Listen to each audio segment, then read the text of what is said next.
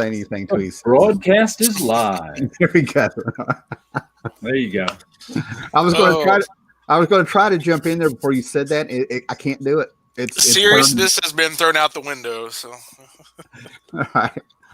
all right. So what you have here is raw chaos, impromptu stream because my ADD's kicked in, and I'm like, "Hey guys, what you doing?" So I came off like a desperate girl on prom night without a date. Like, well, y'all want to get online?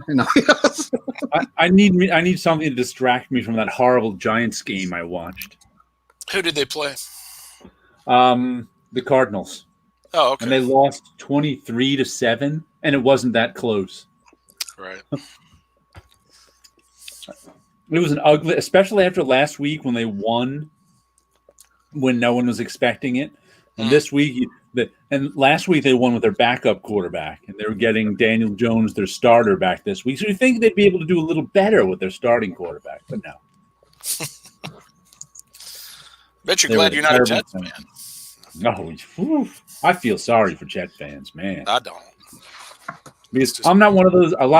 There's a lot of like Giants Jets rivalry. I mean that they're both New York teams, but I'm not one of those Giants fans who hates the Jets. I want to see them do good because we get their game on every week. I've seen so many Jets games in my lifetime because they're the other game that's on Sundays. Right. Wow. But man, the Jets find new ways to break their fans' hearts all the time. It's like just when you think a football team can't break their fans' hearts in a different way, the Jets figure it out. I'm a Dolphins fan, so they've been experts on that about the past 20 years or so. Oh, geez. So what I was going to do during this is, play around. So for $1.99, I got these DC Comics Super Villains color sheets for $1.99 by Crayola official. And I'm going through here, trying to decide one, but they look like a poor man's Jim Califore. What's that guy's name? He did Calafiore? Calafiore. Yeah, poor man's Jim Calafiore pages, and some of these are really bad. So I may take a marker to them and fixing a few things. I don't know. And then one of the things I kind of wanted to bring out is about Scott, because you, me, and Paolo have been on YouTube and all over YouTube, and Scott just recently got it. But Scott, wait till you hear this. Tell them how long you've been in the comics and what you want to say about it and who you've hung out with and all that stuff. What if you had to tell people about your comic book, years? What would you tell them? Oh boy, put me on the spot there. Right, it's raw chaos, man. This is unplugged. Well, I mean, everybody's. I guess most people, at least in the United States, started when they were little kids to begin with. So when I was a kid, I liked Spider-Man, because we'd see Spider-Man on TV. I read the UFO comics that Dell was putting out, but those things would give me nightmares. And I'd have nightmares about alien abductions, but I'd still go back and read them. So is this mid 70s, late 70s? Early 70s. Early 70s. Early 70s. So I was born in 68, so we're talking 1973, 1974. And then, of course, you go to the grocery store, and they would have the 3-packs where you'd have, Charlton, kind of a mix of, military and superhero titles. So you get, Our Fighting Army, Judo Master, things like that. So that was pretty early. And then I kind of fell out of comics for a while and got back into it again, probably around my first year of college. And so I've been kind of in and out of comics ever since then. Who else did you want me to talk about? Well, then one of the first things you told me about was your trip to New York, where you hung out with Florida and Vest and all that. Yeah. And as you told the story, you waited to show the pictures as I was leaving. You were like, "Oh yeah, by the way, here's the pictures." Well, I have the photographs. I have the negatives and the photos, but they're not scanned. I need to scan it one of these days. Scan them in. But yeah, I've been a fan of Charles Vest for, over 20 years now. We met at a little local comic convention, and he did a Sandman sketch for me. And at the time, he was having an art exhibit, and I drove down to see his art exhibit. Charles lives about 2 hours south of me. And we kind of hit it off and been friends ever since then. And then back in had been 2001 because the towers were still up at the time, but I went to New York City. We went to a convention right outside of Boston in Framingham, Massachusetts, called Boscone. It's a famous science fiction convention. Charles was our guest of honor there, and I helped him set up everything. And after the convention was over, he said, "You want to go visit with Michael Kaluta in New York City?" And I'm like, "Is the Pope Catholic?" So we went there, and it was interesting. He at the time where he lived, he was like a couple blocks off of, not even a couple blocks, maybe a block off of Broadway. It wasn't very far a walk. And he had 3 apartments all rented out. They were separate units, but they're all chock full of books, original artwork, movies on VHS. He had the largest VHS collection I've ever seen. It's crazy. It was just so much visual stimulus that I couldn't even hardly go to sleep in there. We stayed there overnight. I got to see him draw, got to see, the drawing table, and took some photographs of all the different, knickknacks and accoutrements he had over his studio. And I'm still jealous of myself. I still can't believe that happened. So yeah, I need to get this. I need to get this photograph scanned so I can show them to you. Scan them in. The other thing he needs to do is he's got 2 rooms. I have a printer that's got scanner functions, but I haven't used it in a long time, so I need to hook it up and figure out how to get it working. Yeah. The other thing he's got are the 2 rooms in his house. You go in the back. Oh yeah. He's got all these impromptu shelves and stuff like that, and he's got like these. They're full of books. That's all I can say. They're just full of books. Full of books, old role-playing games. It's like the monolith here in 2001. Yeah. Oh my God, it's full of books. Yeah. And then he's got the room full of the comic book boxes, and then his living room and kitchen are lined with hardbacks and all this stuff. Yeah, I want to reorganize that comic room and put my computer and everything in there and have a better setup to do YouTube stuff with. Yeah. I don't collect books anymore. I stopped keeping books. No, not textbooks, not comic books. Back in the 90s, just because I'd never room for them. So it's like I'd read a book and I'd pass it on to someone. And now I collect them all digitally. So all my actual textbooks are digital these days. Okay. It's funny. I still prefer reading fiction on paper. I don't. For some reason, I really enjoy reading digitally. But a reference book, comics, mind you. But, if a reference book, especially when you have different things hyperlinked and things like that, can be very useful in a digital format. Oh yeah, it's like the novels I read these days are the free ones from Amazon, and I enjoy reading them digitally. I don't miss a whole bunch of those. Yeah, I have a whole bunch of free ones lined up in Kindle, but I haven't read any of them yet. It's like, this is free. That looks cool. I'll read it one of these days. I only started reading them like 2 summers ago. Yeah. After download. If you remember of Amazon Prime, they give you 2 free digital books a month. Right. They give you a list to pick from. And I was down. And when I started doing that, I'm like, I may as well download them. I'll read them someday. And then 3 or 4 years later, I finally started reading some of them. I know exactly what you mean. It's like I have plans on reading all this stuff one of these days. But it's funny. The way I started reading them was... It was, once again, 2 summers ago. I found myself, whenever I'm sitting down taking a break, I'd pick up my iPad or I'd pick up my laptop and I'd go online and I'd surf around for 10, 20 minutes and, either looking at stuff, whatever I was doing. Right. Or maybe play a little video game for 10. And I was like, at the end of that 10 or 20 minutes, I was like so dissatisfied. I'm like, I'm not relaxed after trying to take a break for 20 minutes. So I said, you know what? I should read. And I started taking those 20 minutes to read.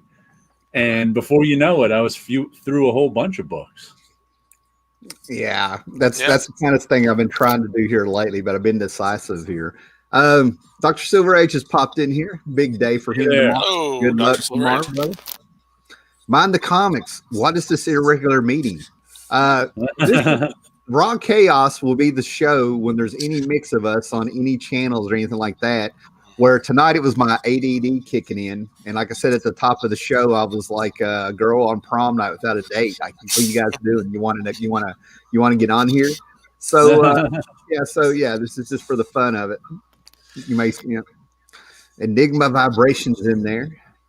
David McKenzie and Pope Cerebus the First. Hello. All right. So, I just posted this thought on Facebook the other day. For some reason, I was looking through. Hold on, let me get it. Oh, while he's getting that, I found a crappy picture in my Crayola art pages for kids with the super villain. I'm gonna go with this Two-Face one because I can kind of remember his colors without getting referenced, and I'm gonna be doing the markers with them. See what happens. As I've said before, I've been an indie guy since the '80s mostly. And I always had, like, all through the 80s and 90s, I'd have like random comic book fans saying, especially when most indies were black and white, they'd be like, why do you buy these indie comics? Because at the time, like, indie comics were $1.75, $2. Right. And Marvel and DC were like $1 to $1.25. And people would always go, my Marvel and DC comics are so much better and they're cheaper. Why would you buy indie comics? And I'd always explain to them the economies of scale and how it was okay for me to pay a little extra for the small press comics I liked. Right.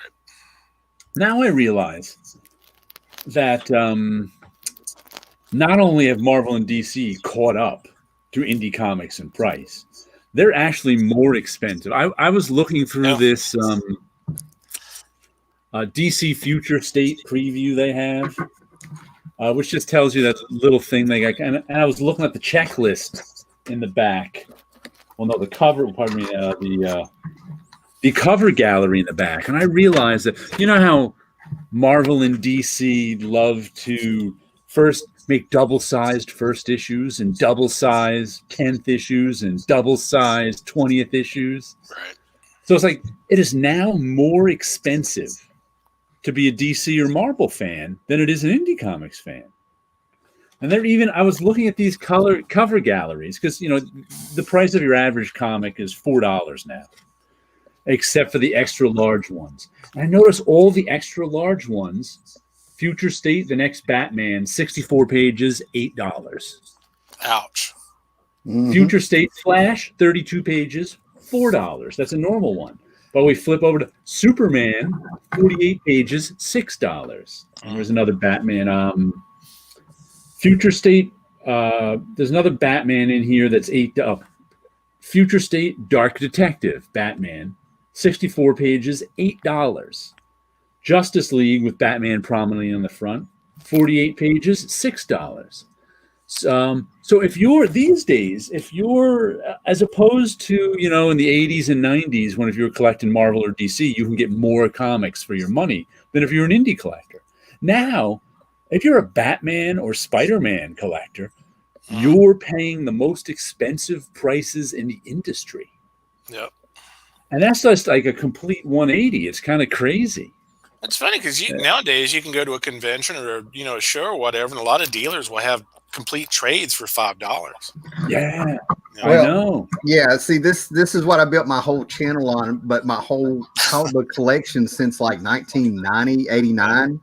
When those comic books popped out from 75 cents to 95 cents, and then they took off to $1, $1.25, $1.50, $1.95 within a year, that's when I was like, no more. And that's when it came to all the hustling and dollar bin boxes and quarter boxes and flea markets and all that stuff. Just kind of had a nose for it. So what you're talking about stuff, I'm just sitting here just like nodding my head like, yeah. See, for me, I was never a dollar bin guy because once again, I'm an indie guy. So I'm willing to, to pay an extra 50 cents an issue to get the issue. And there's just not dollar bins full of indies generally. Right. So I'm okay with that. But now it's like, if you're a Batman fan, you're paying a lot of money to be a Batman fan. Yeah, especially if they have a crossover. Yeah. Crossover. Even first issues. First issues are all, all the Batman first issues are $8. Right. It's nutty. I realize I'm not an average comics reader, but I would be more apt to purchase like an $8 anthology book that had more content to it. That had multiple stories in it. Well, Scott, also with your collecting and stuff, I mean, you get into in-depth stuff, man. You know about, I mean, we're talking like the Al Williamsons, the Steve Rudes. I mean, how long did it take you to get that last issue of Gru by Sergio Aragonis? I mean, 10 years. It's yeah. I finally broke down and ordered them both from mycomicshop.com because that was the only place I could find them, and the price was actually pretty decent. So. Yeah, you're more of to me, you come off as more as a scholar and a historian more than you think. You know what I mean? Right. Well, thank you. That's the best compliment I've had in a while. Well, I would think my collection is a bit deeper than it is broad, if that makes any sense. Right. Mm-hmm. It's like when I focus on an artist, I want to find everything I can by that artist. And Pope Cerebus I asks, financially, how can there be a dollar bin with books costing $4.99 to $7.99? 1 in 25 covers. I'll explain it to you the way, like, I've explained this before, but I think it was Spider-Man 600 when that came out. My comic shop owner always talks to me about this stuff. When Spider-Man 6, I think it was 6, that was the last big anniversary issues. Spider-Man 600 came out. They had 1 in 25 covers, 1 in 50 covers, 1 in 100 covers, and 1 in 500 covers. That means in order to buy the 1 in 500 cover, the comic shop has to buy 500 copies of Spider-Man. So what my comic shop owner does, and this isn't uncommon, is he pre-sells it. He's got someone in the shop who is willing to pay, I don't know how much, $500 for a 1 in 500 Jim Lee Batman cover or whatever, which means he's got an extra 500 copies he can't sell. Which my comic shop doesn't have dollar bins because he doesn't like putting out comics for $1 that his customers just paid $5 for. So he actually sells his overstock to mycomicshop.com. Or he actually sold a lot of it to do you know those guys who make the mystery boxes of comics? Yeah. Get $100 worth of comics for $75 or whatever. There was a guy who was going around, and my comic shop owner sold him thousands and thousands of comics for pennies on the dollar, just to clear them out. And this guy packaged them all up and sold them as $50 worth of comics for $20. Right. But that's how the dollar boxes get full, because the comic shop has to order 25 copies of that 1 in 25 cover, sells that 1 in 25 cover, and that covers the cost of the 25 comics. Well, then what do you do with the 25 comics you can't sell? You either put them into your own dollar bin or you sell them to somebody else who puts them in their dollar bin. Right. A lot of dollar bins around here, too, are also older books, like from the 70s, 80s. That's what bought in bulk, I would imagine. When my comic shop had dollar bins, which they occasionally do, it's from that. It's from when they buy a collection in bulk, and there's 75 copies of some random Image comic from the 90s. Yeah, and they'll cherry pick the good stuff, and then whatever's left over, they'll put that in the. In fact, that's where I got. Hold on a second. I haven't looked at this file in a while.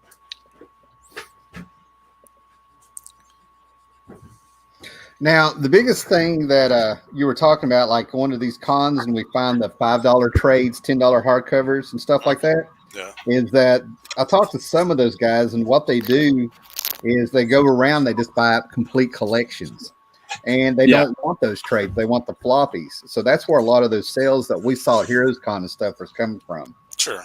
So sometimes I make drawings on old comics. So this is a tear out sheet of an old comic book that I draw these monster faces on. I like that one. That one's kind of cool. So there's all these weird faces drawn right on.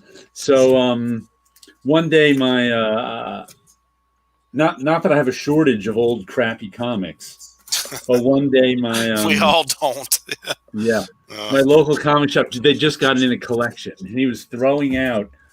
He's like, "Oh, do you want these?" I'm throwing them out because they're not even in good enough condition to sell. So it's like the most completely random, crappy old comics. Yeah. GI Combat, just completely. But Dude, I'll take all the GI Combat you can give me. Oh, okay. An old Justice League. Mm-hmm. Logan's Run #1. And this was just like the battered, but weird Wonder Tales. Yeah. Star Wars #12. But just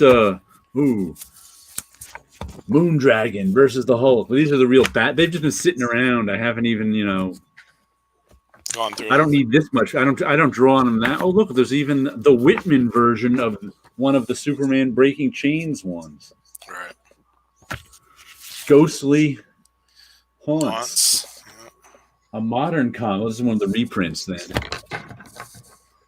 So it's like I've just had this stack sitting on top of my dresser for like a year now. I can empathize with that. Sure can. Stuff I bought it here is kind of like 10 years ago. I still haven't read yet.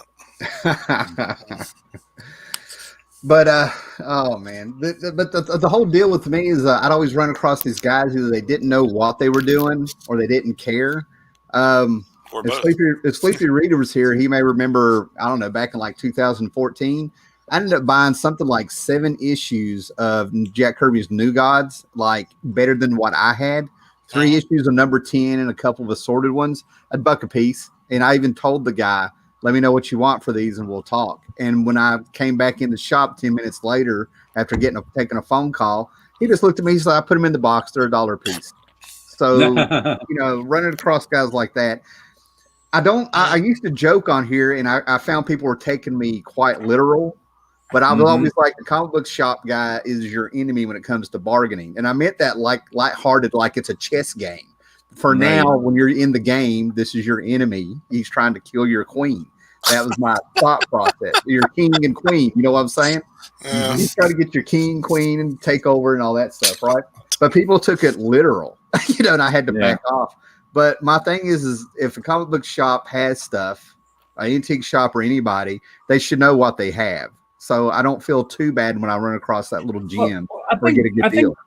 I think some of them, too, are just trying to turn over the books. They dropped, they didn't pay much. They got this big collection of 1,000 books that are mostly worthless. They paid $50 for it. The first thing they just want is their $50 back. Right. And so if they can sell you 10 comics at $1 a piece, that's part way to getting their $50 back. And once they get their $50 back, of course they'll cherry pick the easy ones out of there if there isn't. Sure. But the rest, they'll just want to move on because they got another collection coming in next week, and they can't have all these thousands of comics piled up, unable to sell them. So there's probably some of that going on too with those New Gods stuff. I mean, how many people go into that guy's shop looking for random issues of New Gods? Probably not. He was probably happy to get that $10 from you for those issues. Yeah. You're like the one guy that's looking for something obscure, some obscure indie title, like Dalgota was a good example. It's like I found a bag set of like all of them for like $10, and I snapped that up as soon as I saw it. Of what? Dalgota. Oh, okay, yeah. The art was by Dennis Fujitake. Right. Jan Strand wrote that one too. I've been looking for that for years, and he had a whole set of them, dirt cheap. I was like, give me that. And it's like, I did look in his eyes like, I didn't think anybody was ever going to buy that. Yeah, exactly. Yeah. Exactly. Like I bought I bought that off the stands when it came out.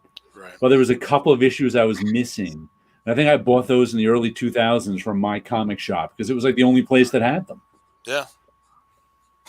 I think the last great purchase that I ended up getting was from a comic book shop was a set of The Dark Knight Returns. By 2001, I'd gotten, and I bought 2-3 of them for $1 a piece off a guy who had owned a comic book shop in Maine, moved to Kingsport, Tennessee, and he was just cleaning out his garage.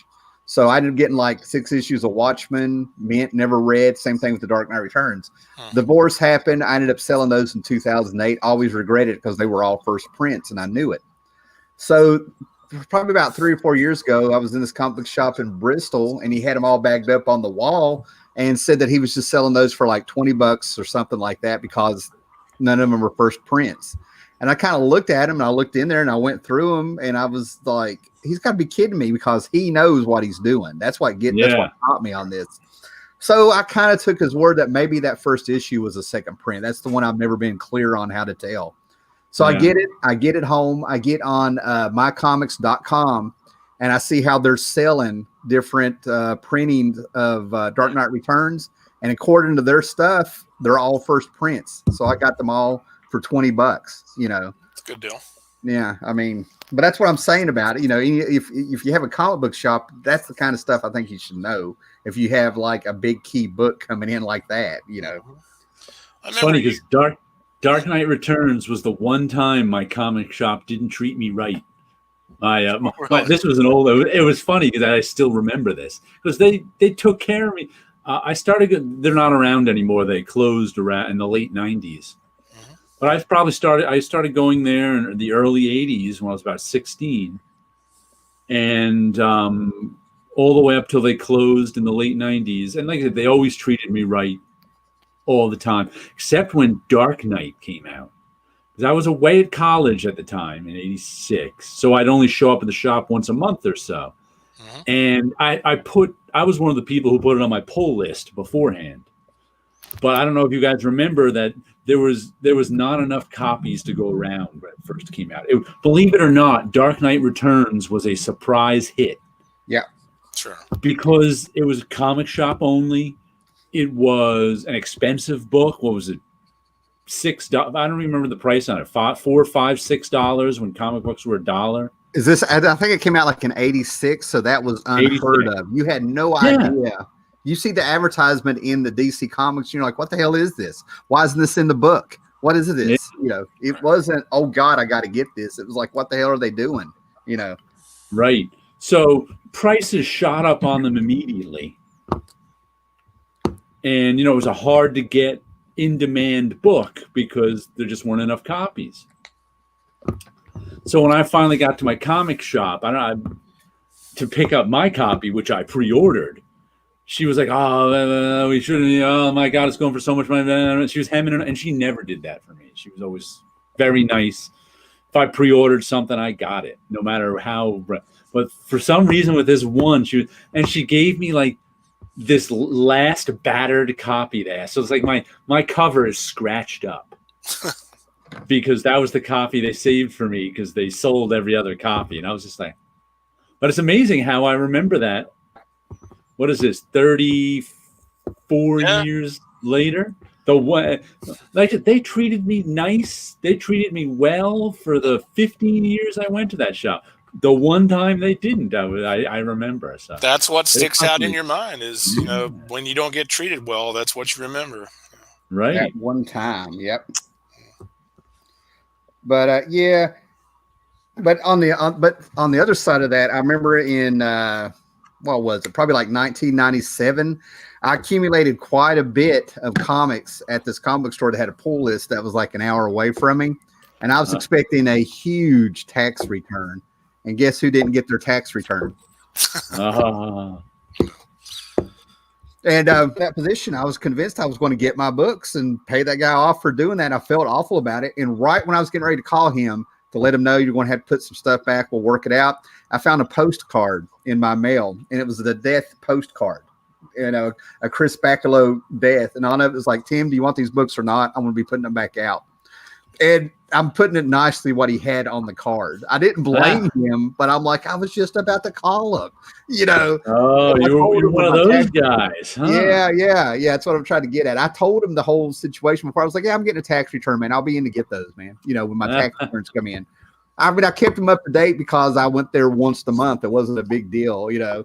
But when I got that, I didn't feel too bad about not buying those books now. I mean, it's having an image of death there was kind of subtle, you know, comment.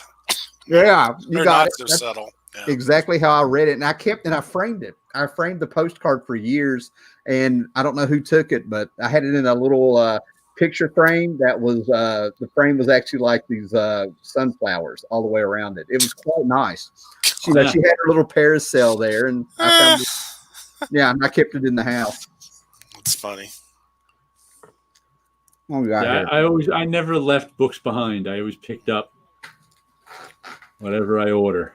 Right.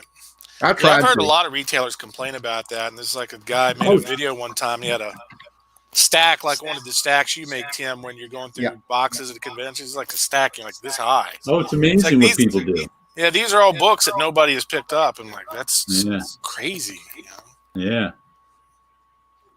People's eyes are bigger than their stomachs. Not mine, unfortunately. I'd have to have giant squid eyes to get to that level.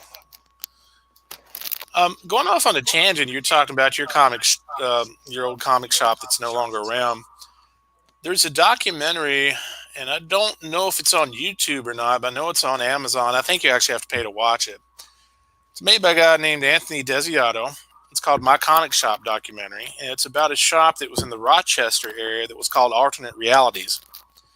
And it's run by the owner was a guy named Steve Otto. And it's really worth watching. It's really, really good. I highly recommend that. I did. That was the guy in, where is he? Westchester? He was in the flea market? The guy in Westchester and flea market, his name was Jay Mizell, and he used to hang out there and work there temporarily.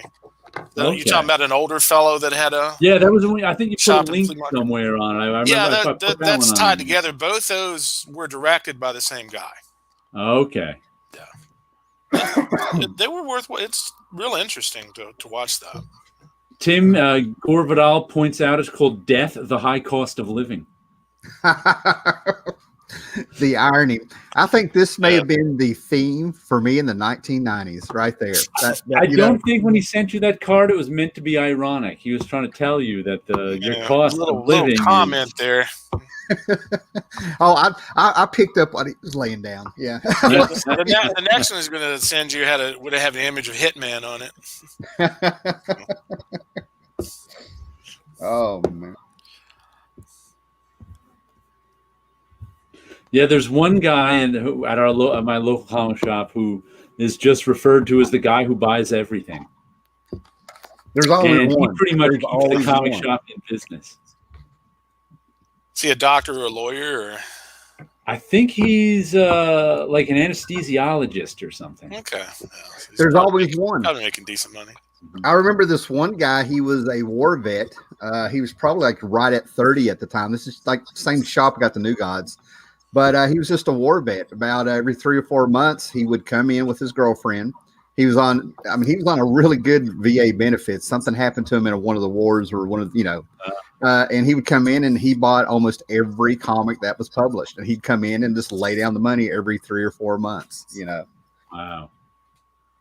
If Anderson was around, I'd call him and be like, what's the story with that dude? Somebody tell me about him a little bit. Yeah.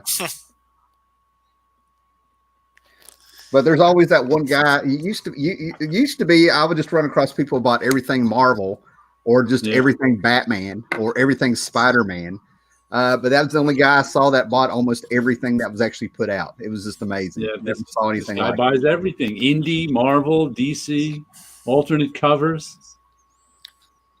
It's crazy. Just don't have the budget for that I used to. So we'll be doing Two-Face tonight. I'm trying to play around with the color markers. Get around to play around with them. But yeah, we're using different hues, playing around with the grays. Two-Face.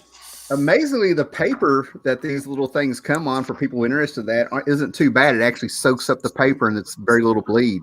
But I have a feeling when I'm done, the back of it may be more interesting than the front. Yeah, they make those out of marker paper a lot of times. So they design those to be able to handle that.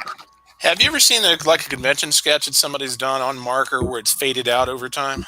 Yeah, that's tragic. Yeah, all the Gil Kane pages from the early '80s and late '70s. I was about to say one of the first conversations we had. You broke my heart when you told me about Gil Kane when I was showing those action comics from the '80s and his Superman specials from the early '80s. When you told me the pens he was using were cheap and everything browned over or something over the years. This very pen, a Pentel sign pen, is what he was using. And these are the ones you could buy in like any drugstore all through the 70s and 80s. It's just a single weight pen, black.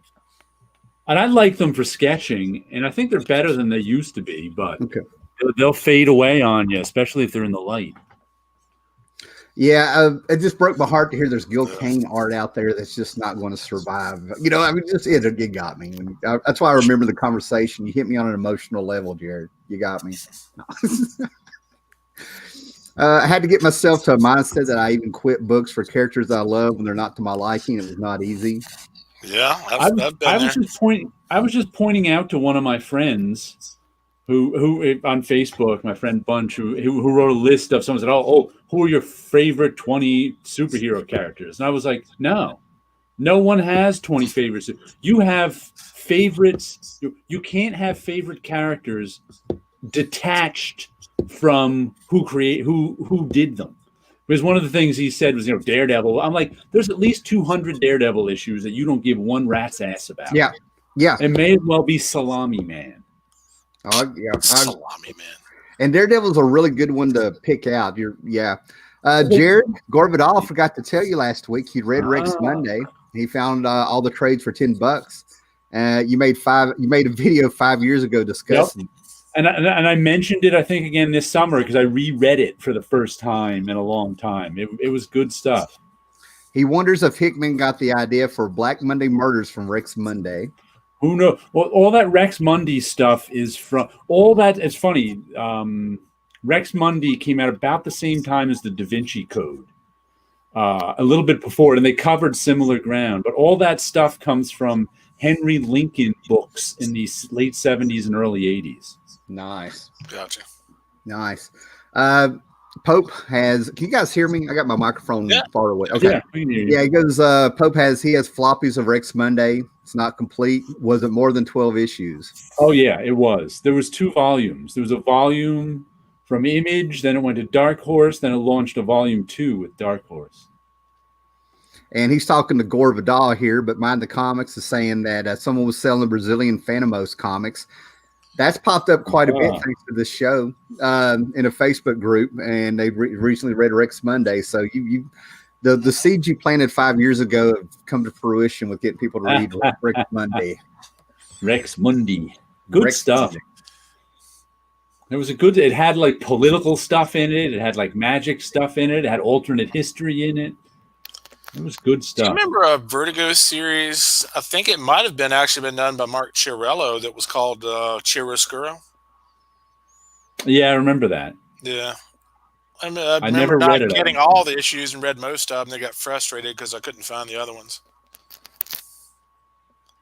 I don't know why, but Rex Monday just made me think of that for some odd reason. Yeah, Enigma Vibration just put, he never read Rex Monday. I remember there used to be an omnibus. Yeah, I think they put out one of those Dark Horse omnibus. Dark Horse put it out. One of those undersized omnibuses that had the whole thing in it. He has 4 pillars to collect: Conan, Red Sonja, Vampirella, Transformers. Other books are optional. I do try to get everything. A Princess of Mars. Okay, I need to tell you something here, Varangian. If you like Princess of Mars, you need to pick up the Michael Kaluta illustrated version that was done by IDW a few years ago. It's not in comics format. It's just like an illustrated novel. But man, he did such a good job on that. He really knocked it out of the park. Oh, geez. I don't know. Two-Face's face, the one that's all scarred up. Do you go with the green or do you go with the purple? Because I have a lot of green, but I have one purple, and I think I go with green. Don't use green and purple. Well, if I go green, the purple is going to be suit. The suit's going to be purple. See, I come from that old school thing. Good guys wear blue and red, and the bad guys have purple and green, except for the Hulk. The Hulk is the anomaly there. You know, Jared, are you falling asleep on us on a Sunday already? I'm sleepy this evening. Yawning away. Yeah, I'm a Conan fan too, but I don't really like what Marvel's done with it too much since they started publishing it again. Once again, I'm not a fan of any character. It all depends on who's doing it. This whole idea of being a fan of a character, I abandoned a long time ago. I'm a fan of the people working on a character, what they do with the character. Right. Yeah, I'm not a fan of the character itself. I'm much more of a fan of both the artists and writers, but there are some characters that I will follow. Yeah, but you haven't followed them in a long, long time unless there's someone on them you want to see. I bet there's not one character you've read more issues of than that you haven't read more issues of a Marvel and DC character who's been running a long time. I don't read any Marvel and DC stuff, so exactly. That's what I mean. How can you say you're a fan of Spider-Man if you don't read Spider-Man? You're not really a fan of Spider-Man. You're a fan of John Romita and Stan Lee Spider-Man. You're a fan of Steve Ditko and Stan Lee Spider-Man. That's what I mean. That's what I wish people would say. But what it is superhero comics marketing has worked so well on us that we think we're fans of characters that we never read. Like my friend Bunch saying I'm a fan of Daredevil. He hasn't read Daredevil in 30 years. How can he be a fan of Daredevil? He's not, obviously. He's a fan of Frank Miller Daredevil. He's a fan of Daredevil at one time. Yeah, well, he was but the reason he was a fan was because of who did it, not because of the character. That's just it. If it was the suit, then he'd still be buying it. I think there's exceptions to that rule for real, because there's people who buy Spider-Man. It doesn't matter who's writing it; they've stuck around. But they'll buy it for 10 years and complain about it until they finally stop. But yeah, you're right. Those are the people who have so bought into the marketing that they can't stop. Well, I think it's it was as a kid. They were a fan of those guys as a kid. You don't see a lot of Flash Gordon stuff out now, but I'm a huge Flash Gordon stuff fan. I've got the Al Williamson stuff. I got the Gold Key stuff, the King stuff. I got some of the pulp backs, the novels and stuff. But those guys are outside of comics. You know what I mean? Like they were brought into comics, even though they had Sunday funnies and serials and movies and stuff like that. You're a fan of it because of who did it, is what I'm saying. If somebody else did it, you wouldn't be a fan of it. It depends. It depends on the character. No, it depends on who's doing it. Well, granted, I mean, if there's a certain artist I don't want to use his full name initials are R and L, if he was doing Flash Gordon, no, I would not be interested in it. Right, because you're not a fan of Flash Gordon. You're a fan of somebody doing Flash Gordon. But there are other different artists. I mean, there's several that I have liked that have done it over the years. Right, and there's also ones you haven't liked. So you're not a fan of the character. You're a fan of the creators doing it. I don't know. I haven't really. The only time I've seen Flash Gordon messed up was with this sci-fi TV show, and that disappeared into obscurity. Oh, that was horrible, man. Yeah, that was bad. Yeah. So because of Flash Gordon, or because of the people who did it? It didn't keep me from being a Flash Gordon fan. I got angry. I'm not saying it kept you from being. I'm saying you're not. When people say they're a fan, people say they're a fan of Daredevil who haven't read Daredevil in 30 years, they're not a fan of Daredevil. But comic, especially when they get into our ears when we're young, they convince us that the characters are everything, and that's just not true. Otherwise, we'd keep buying them. Well, Tarzan and Flash Gordon, I think those are the exceptions to the rules. Now, I've heard people be Frank Miller fans, and that's the Daredevil they like. That's the Batman they like. And so I get that. John Byrne fans is the best example. You follow John Byrne, you got the whole story of the Super Skrull from Fantastic Four to Namor.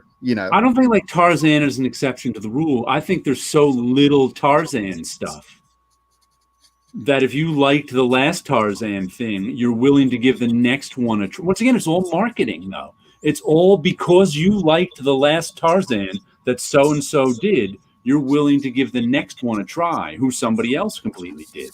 And you might not like it. And if you put enough stuff that you don't like in the way, that's when you start to realize you're not a Tarzan fan. Well, there comes a time where I'll look at it, and I want to stick with the Tarzan. I'm not going to go all over the place, man. But there's been things where I'm like, okay, they're going to try something with Tarzan again. Let's see how they do. What's the last Tarzan novel you bought? There's actually a new one that just came out a few months ago. Did Tim get it? He's a Tarzan fan.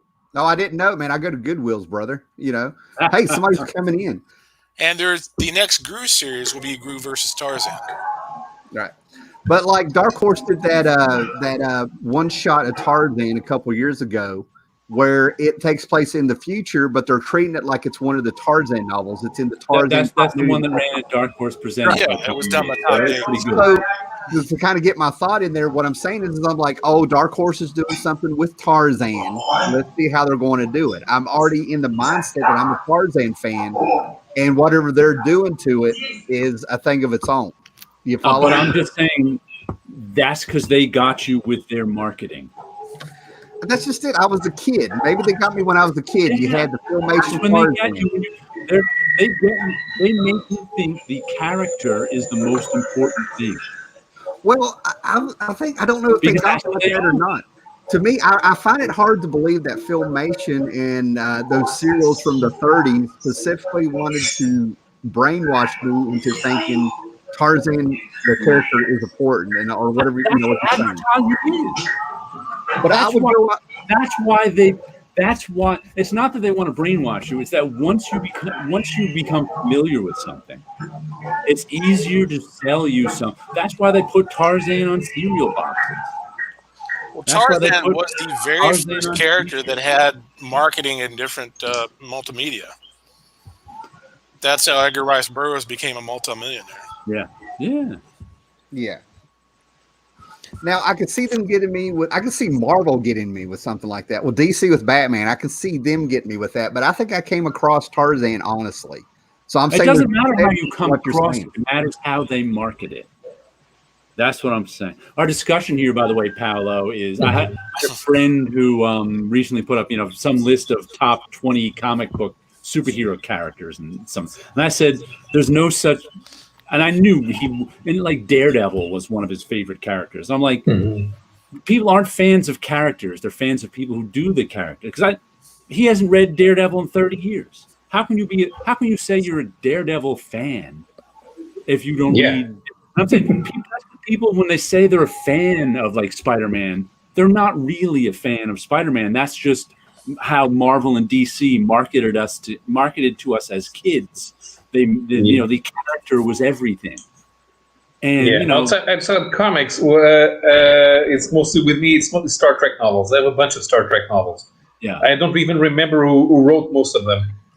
Right. Although I have quite a few from the New Frontier series because they're by Peter David.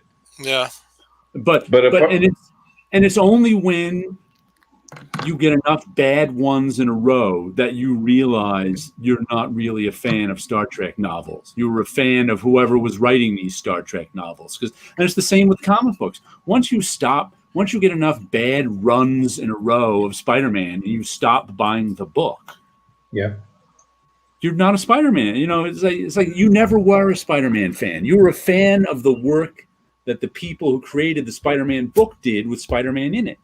But Marvel and DC, say, no, you're a Spider-Man fan, so keep buying Spider-Man. But you could also be a fan of a creator that worked on a certain character. Yeah, sure. But you're not really a fan of other things that particular creator worked on. Well, it can also happen, It's a question of aesthetics. It's an alchemy of the time and the creator and the creation and everything. But it's like no one's the idea that people are fans of Spider-Man, yet they don't buy Spider-Man comics is kind of absurd to me. But they still think of themselves as Spider-Man fans because that's the marketing in their brain. Mm-hmm. So, by your rationale, what would you call a lot of people who are collecting comic books but because they like a character but they don't read them? Are they still a fan? Or that's at the marketing getting a hold of them? Because to me, it sounds like the marketing. Well, first of all, collectors need something to collect. There's that. When someone is a real, there are some people who I would call hardcore collectors who have an impulse to own things, to collect things, to gather them. Where everybody always says they're hunting comics, they're gathering them. Okay. Because of our hunter-gatherer past. And so I think there's a lot of that and it's an OCD, so they don't want to break their run. Like I said, they like, and you notice those guys aren't around for long. They usually are around for 2 or 3 years collecting comics, and then they move on to some other thing to collect. I used to make people so mad pointing that out, that these are the people that don't stick around. So most people don't stick around. There are very few hard. I mean, you guys don't even stick around. You don't buy comics. I mean, Tim doesn't buy new comics. Scott doesn't buy new comics. So by definition, you guys aren't sticking around. Scott would if he had a better budget for it. So. Yeah, I haven't bought any comic this year because of budget issues.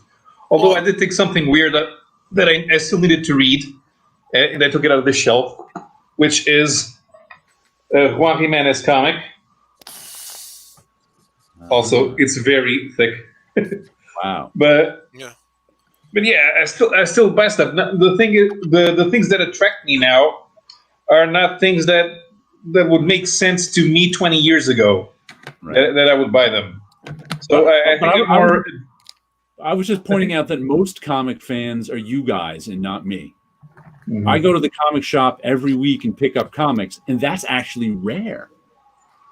I can remember and then I think I said this before, in the 90s when someone in the comic, it was either Marvel or DC or someone, paid a focus group to figure out what the average comics fan was. The average comics fans went to a comic shop and bought comics 3 times a year.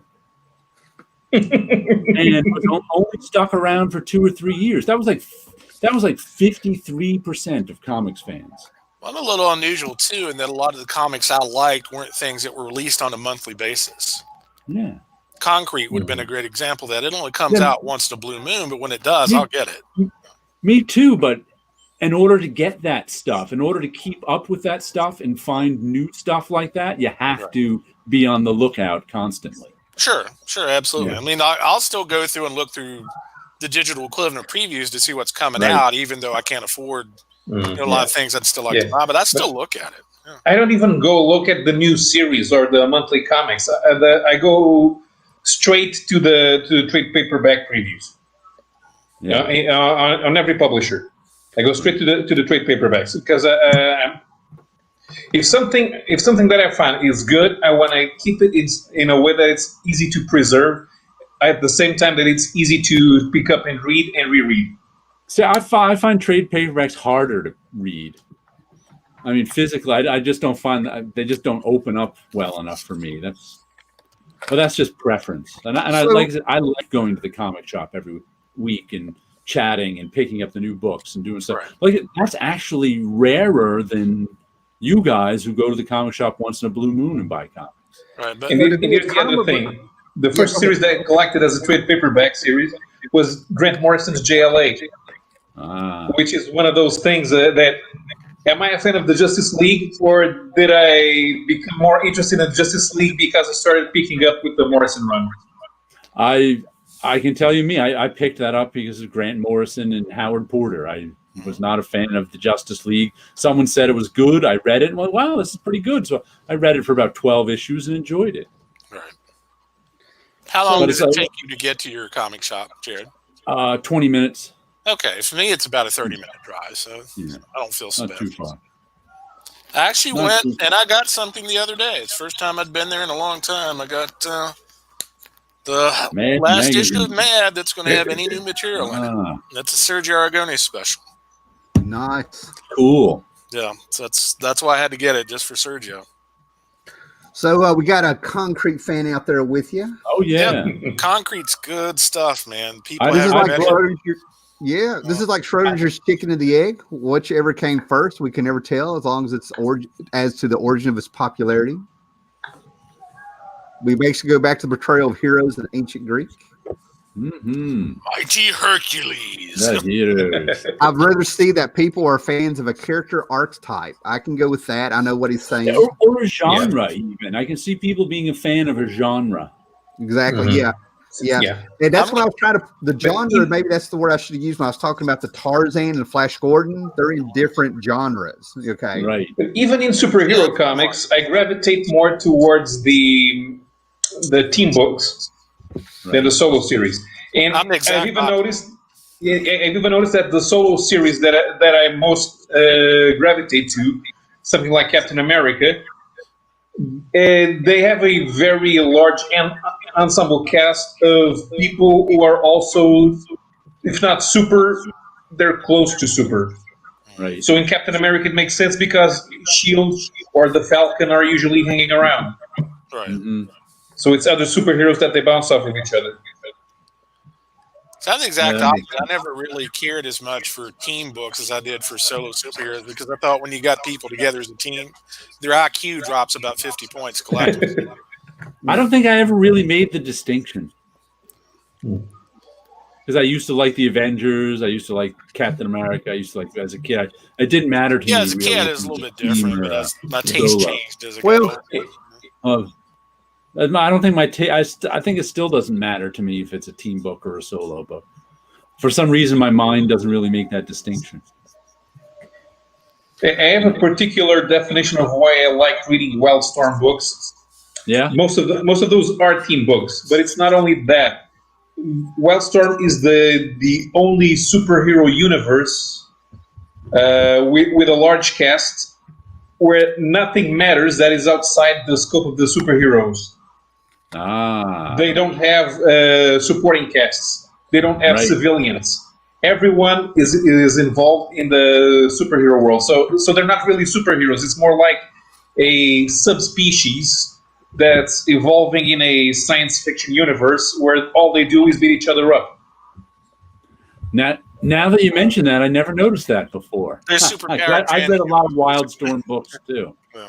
And I've noticed that there's always, like, the Wildstorm books always have the same 5 archetypes in them. Yeah. They've got the leader guy who's kind of super strong and super tactical, but he's not the strongest he's not the strongest guy, but he's strong. He's not the most invulnerable. He's like an all-rounder, but he's the tactical smart guy.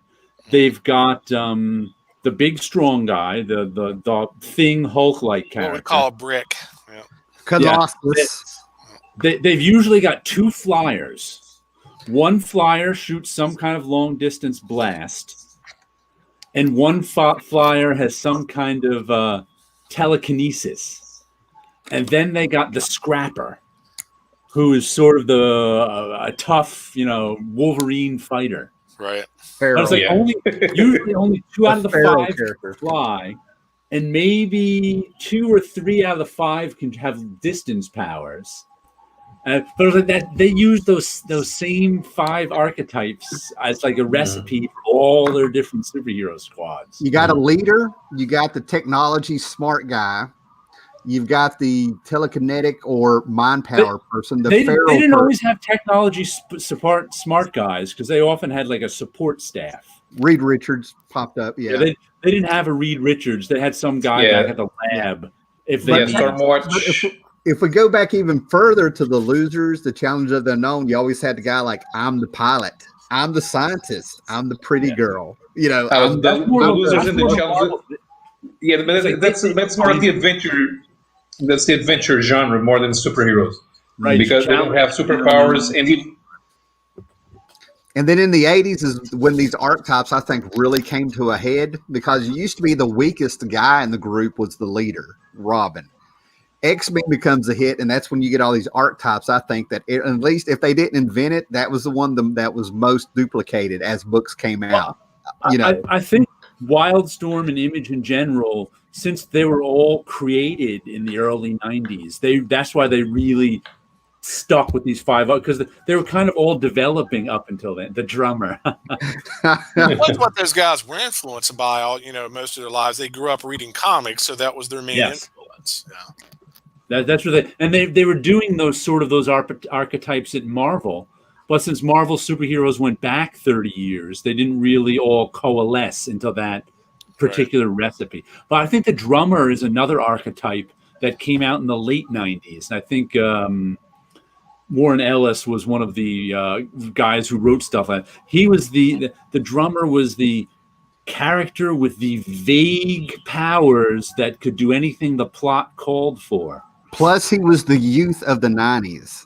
Yeah. Okay, he was the youth of the book, is what he's supposed to have been, Yeah, and even though it wasn't Alice that wrote him in Wildstorm proper, that character was Tao from the second wave of Wildcats. Yeah, he was even more out there though. Tao, I think, was more unique than that than the drummer. Even Tao, he was really wild. But who's? I never read any Gen 13. Did they use those archetypes? I think they tried to subvert it because Caitlin Fairchild was the leader, and she was the strongest. She was the biggest, strongest, and smartest. They did. That's the Doc Savage thing, the Master of Bronze. Doc Savage, he was better than all. But they didn't. They didn't have two flyers. If you're a fan of a character, I'll read Doc Savage pretty much no matter who's doing it. Yeah, that's because there's no Doc Savage out there. That's easy to do. There's a little bit, not a whole lot. I know. I'm just saying it's easier for the marketing to work if you were a fan of something, growing up, and there's not much of it there. So you're kind of like, because you're taking no risk in buying it. When you decide you're a fan of Spider-Man and you're going to buy every Spider-Man book, there's a lot of risk involved now because there's a ton of crappy Spider-Man books. Right. And that is the risk of saying you're a fan of a character, is then you have to buy tons and tons of crappy stuff with it. If it's one of these characters like Spider-Man or Batman or something. Well, I think the archetype stuff you're talking about, the archetypes of teams. Right. I'm sitting here thinking like the two most. It looked like they wouldn't have meshed as a team, and it had like this rawness that I wish more people would have because they got comfortable finding those archetypes. Was the original Avengers? They just took all the heroes they had and threw them together. Oh yeah, that was. Yeah. And then these archetypes are only 90s Image and Wildstorm stuff. Cyber. Oh, okay. See, my whole thing is that Wildcats and Cyberforce were two X-Men guys, artists, and they just did another version of Cyberforce. Everybody was Colossus. All the look wise, they were all Colossus. Right. Wildcats. I think Moore really took that book to places. Gave it more depth to make it where I think people forgot it felt like the X-Men when you read it, even though they were fighting Daemonites, and that could have been the Shi'ar for all you know. I mean, when I was reading that stuff, it was just for fun, Yeah, I'm not saying they weren't the X-Men, but they took these 5 archetypes from the X-Men and made that their team. And then they just used those same 5 archetypes for almost every team. Yeah. Yeah. Of course, when Ellis arrived, they started doing JLA riffs. And Liefeld liked to use Avengers riffs. The Youngblood was kind of based on a New Teen Titans project that didn't move forward. But when he assembled the team for Extreme Studios, that was the Avengers. They were a government team. They had a semi-patriotic character who was a super soldier created by the government, and Hawkeye was the leader. Yeah. They even had 2 teams like that. It was the West Coast Avengers. It was the Youngblood away team. Yeah, I didn't really. It was mostly the Wildstorm stuff I noticed those archetypes in because that was what I was reading. I tell you what, I never thought I'd hear Youngblood talked about seriously on this. It's not going to be from me, I can tell you that. We have come a long seriously way. About anything. Yeah. The thing is, Rob Liefeld, you can't avoid talking about Rob Liefeld because he really was influential. You can't say that he wasn't. Yeah. Especially because here we are 30 years later and we're still talking about him. And even if people just want to remember when Liefeld did this and he didn't know how to draw a cap and the boobs were all sideways. Yeah, we still talking about it. We still think of Liefeld as influential. I'm not a fan of his work, but I'm nostalgic when I see his old work these days. I'm like, oh yeah, remember that? I didn't like it back then. I don't like it. Yeah, but I understand what was attractive about it. Yeah. Liefeld, I never really hated Liefeld, but it really amazed me how long he's lasted and how he kept fans and going. So I'm one of those guys that give him his due in his merit that what he's done. I mean, he's a millionaire. You know what I mean? He's talked about, apparently in the industry, he still gets work, even though he bumfolded his way through the 90s. And then the guy got Alan Moore on Superman is basically what he did. I mean, there's been some good calls on Liefeld. But Liefeld's one of those guys, it's like either you do a hit piece on him or you talk about his whole career where he did this, he did something stupid here, he did something cool there. I mean, the guy's, over 30 years. But the biggest thing with Liefeld is when he first came out, he made people like my age and my brother's age, who's 4 years younger than me. You got that feeling like you could do comics. Man, if this guy can make it, I know I can. he gave you that feeling, If you do a Liefeld story, it either has to be a hit piece or it has to be an appreciation piece where you have to explicitly say this isn't ironic. Really Fair enough. But especially because it was obvious that his clones were less technically accomplished than Liefeld himself was. Yeah.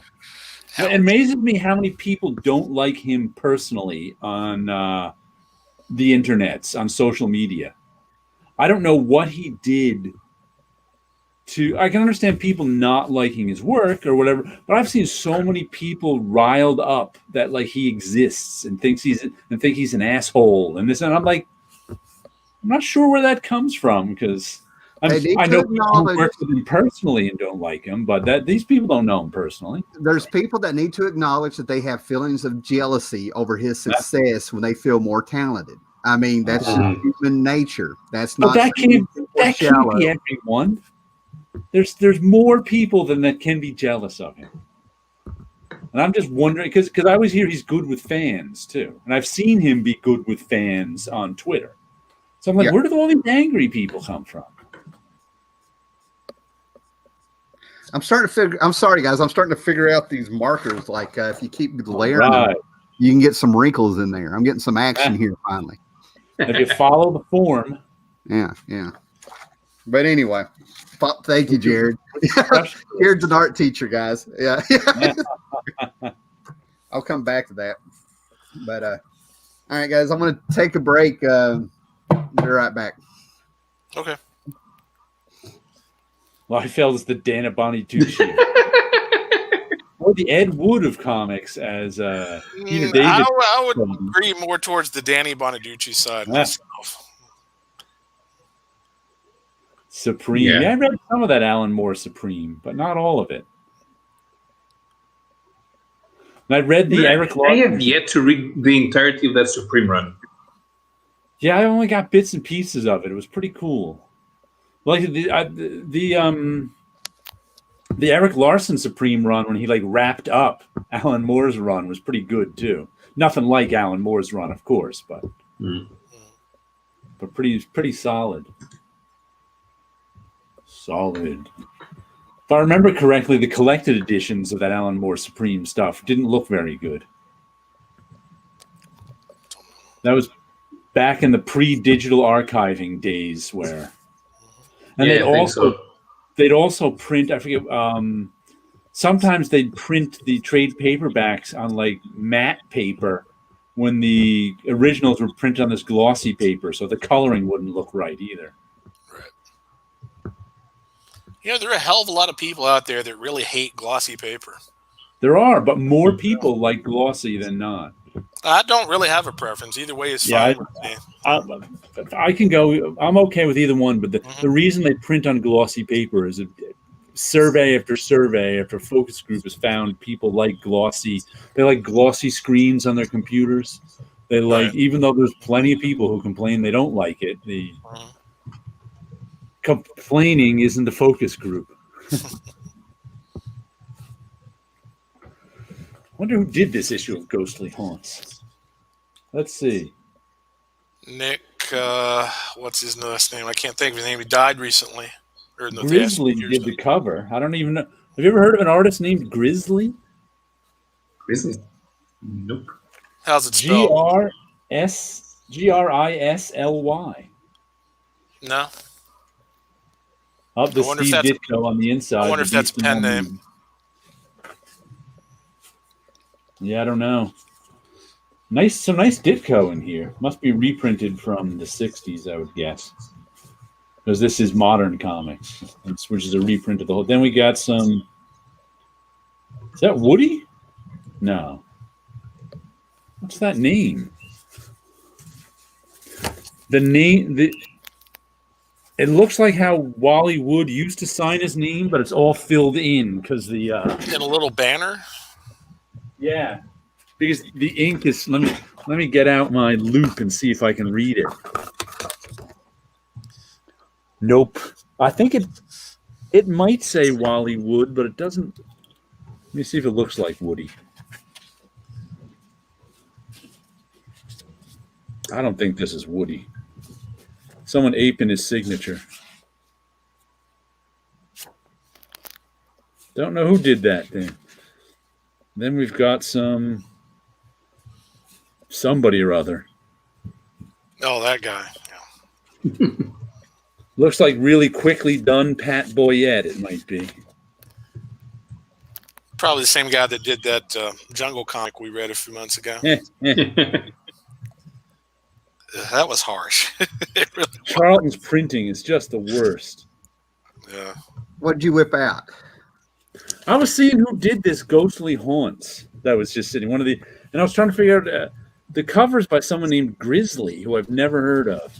I think that I'm not going to say anything because it's off the hip, and I'll start getting obsessed until I found out. But some guys work, as well as I do. A lot of guys use pen names when they worked outside of the company. Okay, so there's a lot of artists that I used to have a website that I'd go to in the early 2000s. That was nothing but the pen names of artists and who they were, and I was blown away with it. Went into the hundreds. I'm like, how is that possible? Yeah. Let's see who was doing GI Combat 196. Joe Cooper did the cover. Was he doing the insides? Mort Kanigher, Bob Kanigher, maybe? It's DC not putting credits at the beginning of their stories. What are they, lunatics? Savages. Some of the older war books don't have that. No? Sometimes they'll have it at the end of the story, not at the beginning, too. Let's see if there's a credit page anywhere. Or on the splash page sometimes.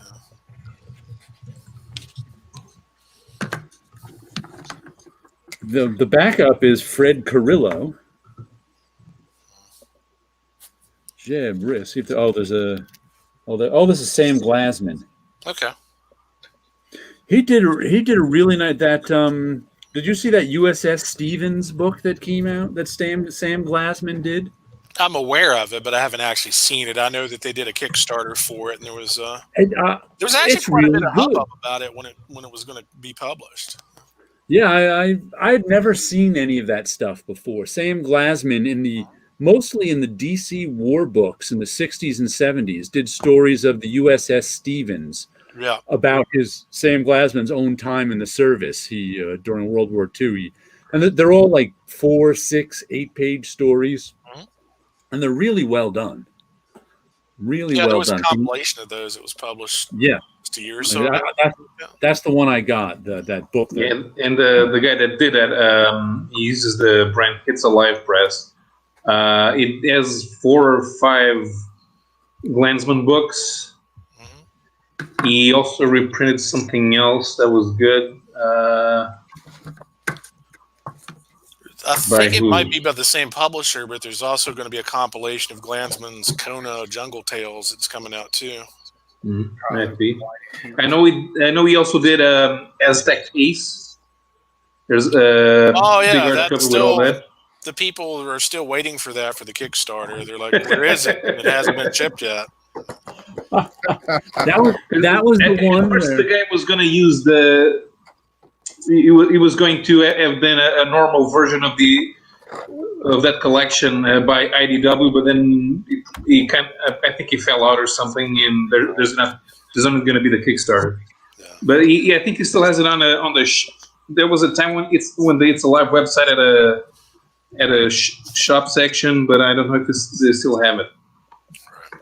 I knew the guy who drew that Aztec Ace, Mike Baer. Mm-hmm.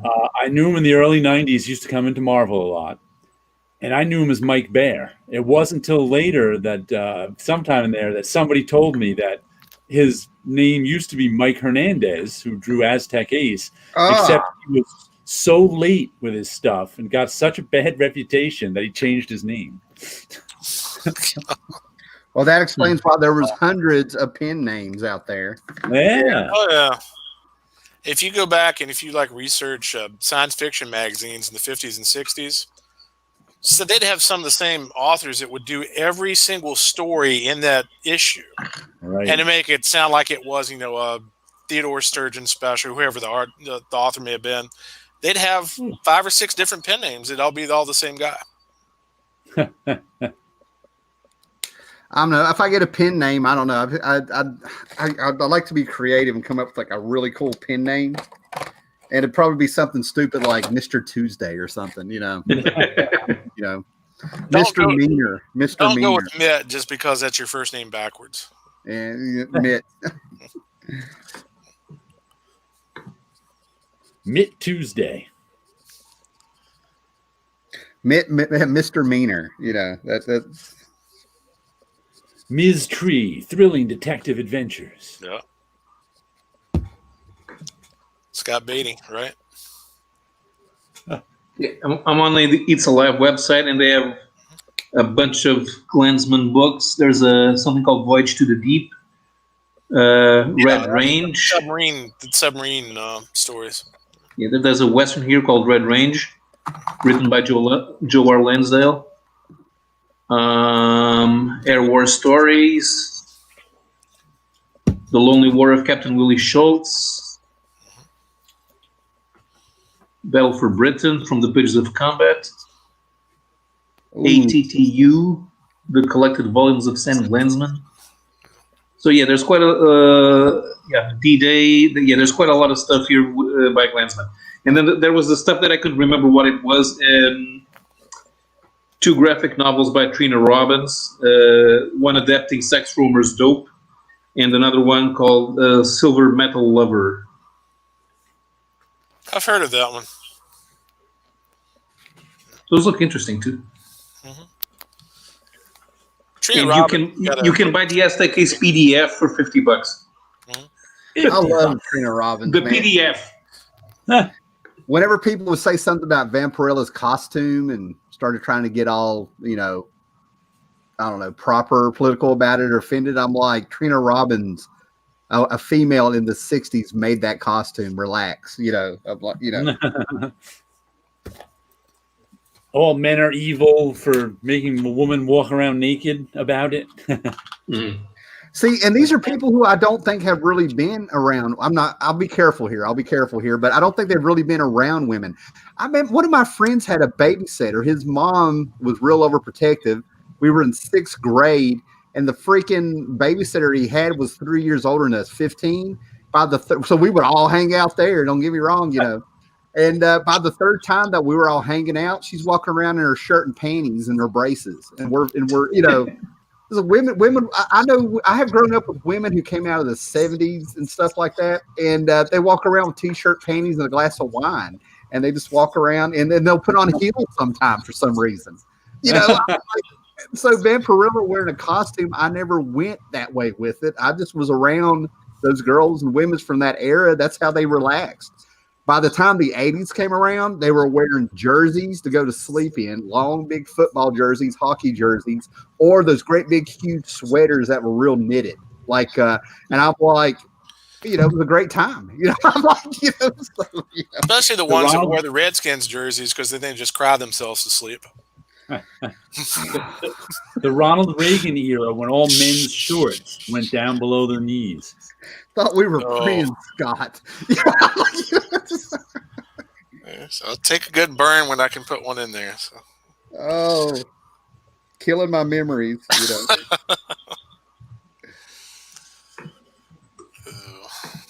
Good times, man. So I kind of like what we're doing here, man. I guess raw was the right word, man. It's just whatever, man. This is all right, Yeah. And people are hanging in here. That's what's surprising me. There's people hanging in on this. Yeah, so Stay Puff Sean just came in, and he appeared, and he and Varangian Vigilante, they have a show together, and their last one they were talking about. They talked a little bit about Flash Gordon, and they mentioned the Sci-Fi Channel Flash Gordon TV series. Yeah, you guys remember? Awful. Yeah, but it was, but there were a couple of good ideas there. That it's a shame that they couldn't explore it further. Because instead, no. I like the way that. I like the way that they reinterpreted the different races in Mongo as more like clans with an avatar. So, which was good for if they wanted to go more on a political thriller bent, or maybe a little bit of espionage and courtroom drama. Unfortunately, the series didn't go anywhere. It just wasn't well done. I remember that the acting was terrible. The special effects were the worst, and usually nothing happened in an episode. Well, here's what I remember. They set a camera up and they used this scene over and over and over, which I knew was a budget thing, right? But they would set a camera up to where you just saw a green field. And to get the Mongo, you would run out into the field and then you would just disappear and transport the Mongo, but just in that field. So I hung in there for like 3 episodes and they used that same scene like 9 times, it felt like, Yeah, it was like the Manimal transformation scene. I don't remember it. Do you remember the Filmation animated series of Flash Gordon that came out in the late 70s? Do I remember it? 80s? No, I don't think I saw the Flash Gordon one. I remember the Tarzan one. It was around the same time period as Tarzan. I think Flash Gordon may have done like a couple years afterwards. The reason I brought that up, you can watch it free on Tubi. Yeah, it's good. It's good stuff. Doug Wildey and Dave Stevens pitched an animated Doc Savage series project to Filmation, and the reason they turned it down, said no, we're doing Flash Gordon instead. Was it the Little Rascals where they said, who'd win in a fight, Tarzan or Flash Gordon? The Happy Birthday Mr. Hood episode, they were talking about that. Flash Gordon's got a ray gun.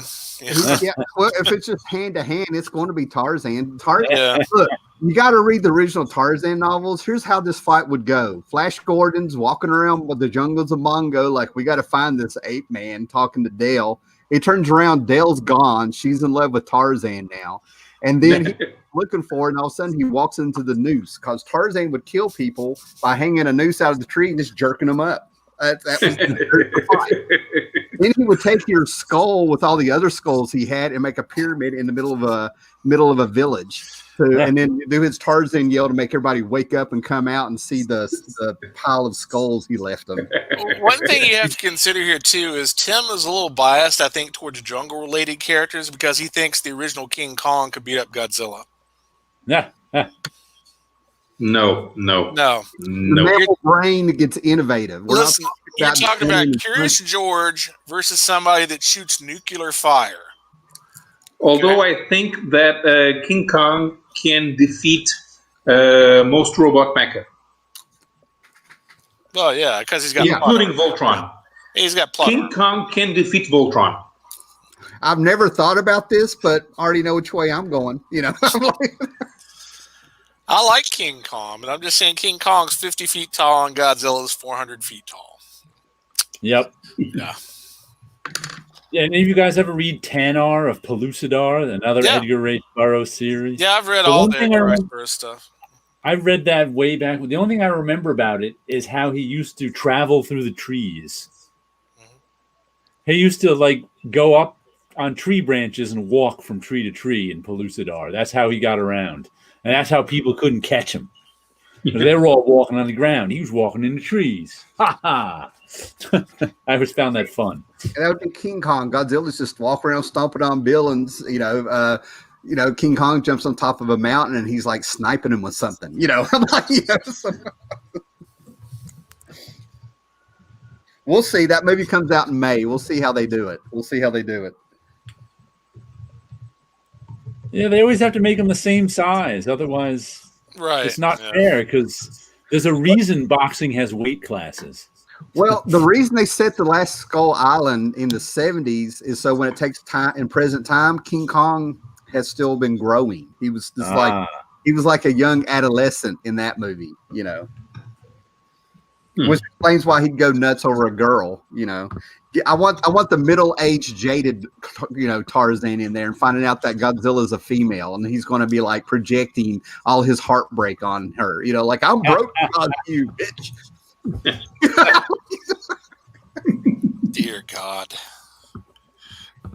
I'm Wow. a social worker, man. I'm a Wait, counselor. now I want to see a fight between Godzilla and a 400 feet tall James T. Kirk.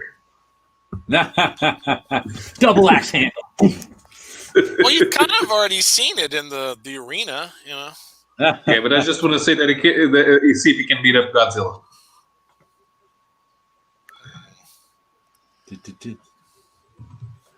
Double axe. I was so happy when I found out that Kirk move had a name. There's actually a parody book out that's called How to Do Kirk Fu. Yeah, I've seen that one. Here's progress so far. Ooh. Looking pretty with all the colors in it. And he hasn't used any yellow, so that's good. Make the background yellow. Don't. The yellow is actually underneath the green. I try to do it like a watercolor. If you look You real do close. that, I'm gonna be like the Catholic nuns in the Blues Brothers. I'm gonna come hit you in the hand with a ruler. Yeah. I mean, I know there's not a lot of artists. Yeah. I'm really proud of these wrinkles, man. I did those. I made those. The best part's the wrinkle in the clothes around the waist. Yeah. That reminds me of that little. There's like certain sitcoms back in the '80s or whatever, and it had like a little tag towards the end of it at the production company. I think it was Ubu. It's like, I did this. Oh yeah, that's what that made me think of. Yeah. Okay, here we go. We got something here. I haven't read it yet. If Curious George was in the kaiju verse, does that mean the yellow hat man is one Godzilla's cockroach alien hiding amongst the humanity? He's an alien hiding amongst humanity, controlling him. Kaiju verse. Defenders of the Earth. All these cartoons we're talking about, like the Flash Gordon Filmation one, they actually pulled from the, I think it was the Alex Raymond stuff, the strips from the 30s and 40s. They actually used those with the serial formula in the first season of the Filmation series. And then that's on there. And then Tubi has all kinds of stuff like the Defenders of the Earth that's on there. I wanted that to work, but it was really, it was painful to watch. Yeah, they have too many cooks in the stew there. It's just too many characters. Tarzan would be in a stalemate against Doc Savage. Oh, I don't know. See, I saw some cockamamie, and I could use a different term, but I'll try to keep this family friendly. This cockamamie argument people were having the other day on Facebook, like who would win in a fight between Tarzan and Conan? I think Conan would. Between who and Conan? I just picked Tarzan up a Conan comic. Ross Man, huh? Tarzan and Conan. Tarzan and Conan. See, Philip Joseph Farmer as a novel where he uses stand-ins for Tarzan and Doc Savage. Yeah, I have that. It was very controversial back in the day too. There was a lot of sex in that book. Because that's the thing.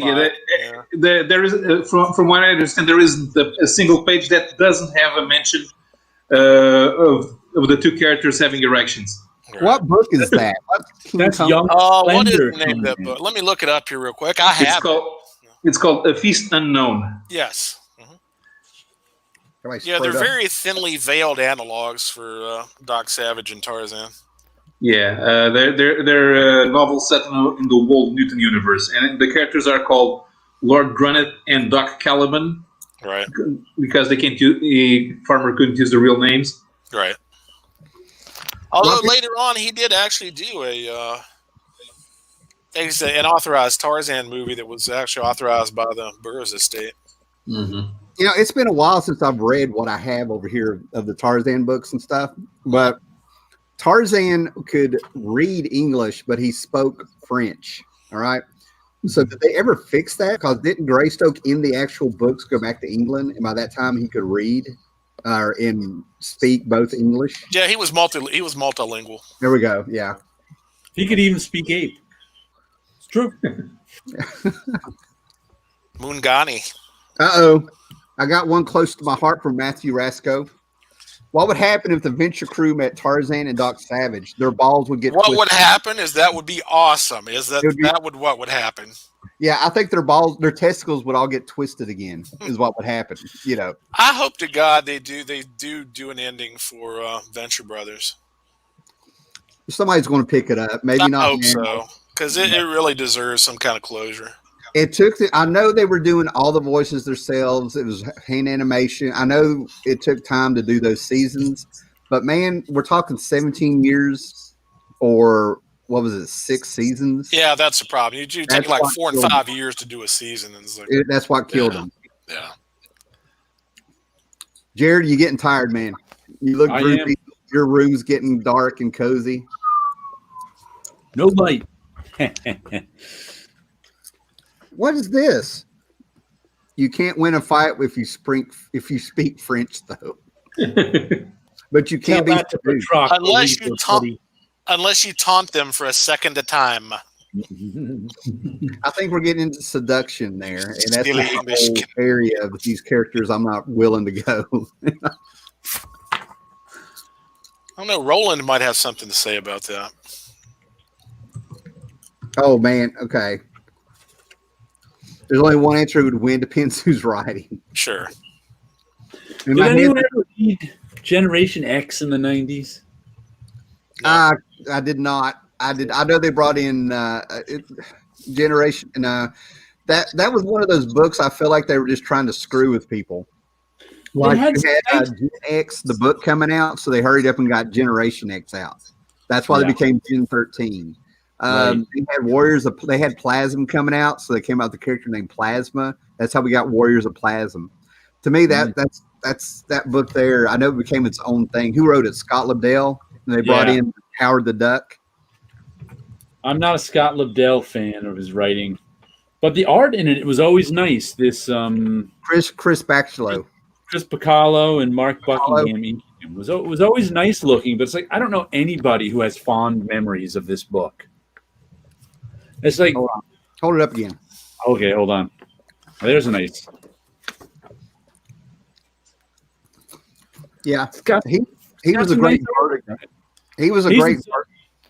Yeah, he's the same guy who drew Death, the High Cost of Living. Yeah, he is. Shade the Changing Man. He was great. I have an Amazing Heroes from 1988 where I think he sent in fan art to be published in there. Yeah. Or maybe it was Hero or something. You can go back through a lot of those older magazines and see fan art by people that are names now. It's like, oh wow, But I always saw him at Shade the Changing Man. He was on in that first Death miniseries, and he was fantastic. When he got put on a mutant/hero book, I just was that's a waste. Yeah, I just got so burnt out on all those X books, and I never picked up another one after that. Yeah.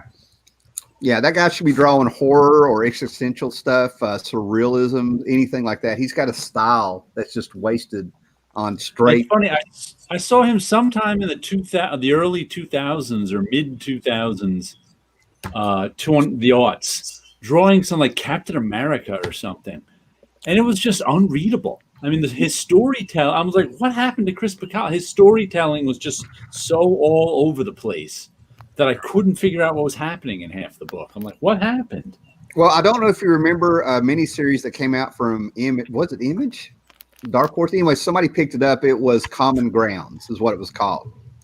Oh, I have a vague memory of it. Yeah, and basically what it was is that this guy, I want to say it was Hickman. I can't believe I'm going blank. I can peel it out. But anyway, this guy who just wanted to get his comic out, he wrote and drew it, and his drawing, his art was horrible, but his writing was so good, people took notice of it. Common Grounds was like this neutral place where you went in and get a cup of coffee, and heroes and villains would not fight each other. And this one hero was in one stall taking a dump, and this guy named Manwich, that's his name, Manwich, came in, and he was taking a dump beside the other guy, and they had this big heart-to-heart talk. So this sounds like an episode of The Tick. It's really real. It was real. So he had like 3 stories or something in every issue of the Heroes in that world. In the in the coffee shop called Common Grounds was the centerpiece. Years later, they used the same scripts in his art, and all these artists came in and they each did one. Dan Jurgens and a bunch of people, right? But when it came to Chris Bachalo, he threw out what the guy drew and redrew the whole thing himself, and it was the best one in there. That's have they ever revived the title Generation X? I know some of the characters show up here and there, but don't know. I don't think they ever used Generation X again. Don't know. There was just so many X books at one time. It was overkill. It really was. It was. I mean, that book. I mean, I really can't critique it enough. But they were trying to be cute. I mean, they had Stan Lee with a top hat talking to the fans of this book, and everybody was just. It was just so heavy-handed and on the nose. One guy blew half his face off with his power. Yeah. He walked around with energy coming out of his mouth, and nobody Steven ever. Or something. His name was. They all had these weird little powers that. It was Chris Claremont wannabe, is what it was. If it was call it what it is, it was this Chris Claremont wannabe. We're going to make all of our mutants freaks and see what. Yeah. I remember getting to the point where I just wanted to see them have a whole book with nothing but. What was the character that was like an energy being? Was it Warlock? Warlock was an alien. You would get this disease from him that would turn you into like the circuitry that he was. Yeah. Shapeshifters. Yeah. Yeah, I just wanted to have a whole book of him and forget everybody else. They had some other words, something organic. I don't know. They Organic. Tim's favorite, some Tarzan. Yeah, and he's fighting the Yeti on that one. I had that. Yeah. Joe Kubert. Yeah, Kubert Tarzan's good stuff, man. Now you can fold it over those pages. Look at those. Oh yeah. That run should be handed out to comic book artists today on how you do it. Yeah, Joe Kubert did some nice work. I was not a DC kid at all in the 70s, but I used to like when I ran into these Joe Kubert Tarzans. I tell people when it comes to the 70s, get anything from DC that's not superheroes. Yeah. Yeah, that's true. Superheroes were not their forte. I used to like a backup series that used to be on Warlord because the Brazilians used it as a backup on the New Teen Titans, the Barren Earth, and it had great art by the guy who did what was his name? Ron Randall. Ron Randall? Ron Randall does Tracker, yeah. Tracker. Yeah. Would you say Conquerors of Barren Earth? Is that what it was? Yeah, that was the sequel. It started as a bunch of 6-page installments on Warlord. It replaced Arion the Immortal because that one got his own title. So the Barren Earth started. If you ever get I'm sorry, go ahead. Yeah, and then the story doesn't finish, and then there's a Conqueror of the Barren Earth miniseries. It ends in setting up a sequel, which was never done. I was going to say, if you ever get a chance to meet Ron Randall at a convention, he is a really, really nice guy. He's fun to talk to. That's weird. I'm looking at this issue of Conan 40 here. And it's actually got a backup story in it, which is a reprint of an old Steve Ditko story. I'm like, I didn't know they did that in Conan. I love when I don't remember that. Is that from that month in 1969 when they tried doing the 48 pages? No. This is 74. Yeah, that's... Oh, right, of course. There was no Conan in 69, never mind. I can't believe that I had a bunch of Aquaman books since I was a kid around 49 and 50, and I found out they had backup Neil Adams Deadman stories in them. And I was like, what? Yeah. So hiding in there. But I don't remember any Conan issues having a backup story in them, let alone a reprint from the 60s of Ditko. Savage Swords had them in all the time, but the regular book, I don't, and I've gotten most of them, but I don't remember backups much in those either. No. I think the greatest thing Dark Horse put out were the Savage Sword of Conan magazines in phone book form. Those were fantastic. I mean, they were black and white to begin with. They're all right there. I wasn't a fan of the printing on those. Yeah, I just wish they were actual magazine size. Well, yeah. I've got some of the magazines. Of course, those were like all over the house too, man. But those magazines from the 70s and stuff, even with Epic Comics and Heavy Metal and stuff, they were just brittle. I mean, You know, that's actually one of the first things I started buying as a probably as a teenager off the newsstand was Savage Sword of Conan. Yeah. Yeah, I can see why they put them out like that because it's cheaper too, and they're not going to make a ton of money on them. But I still want a super deluxe version. Yeah, for cheap. I think the Marvel compilations of those are in have the. I think they're the original size. I could be wrong on that, but they do have the color covers included in them.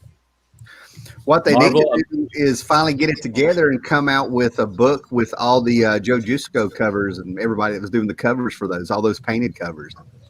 In the 90s, when Marvel was reprinting some of those 1970s Savage Swords of Conan, they censored them. Yeah. Right. Because there was nudity in the 70s issues. Yeah. They drew clothes on all the women for the 90s when they were reprinting them here and there. Well, they're reprinting after they got the license back from Dark Horse. They're reprinting them now. So.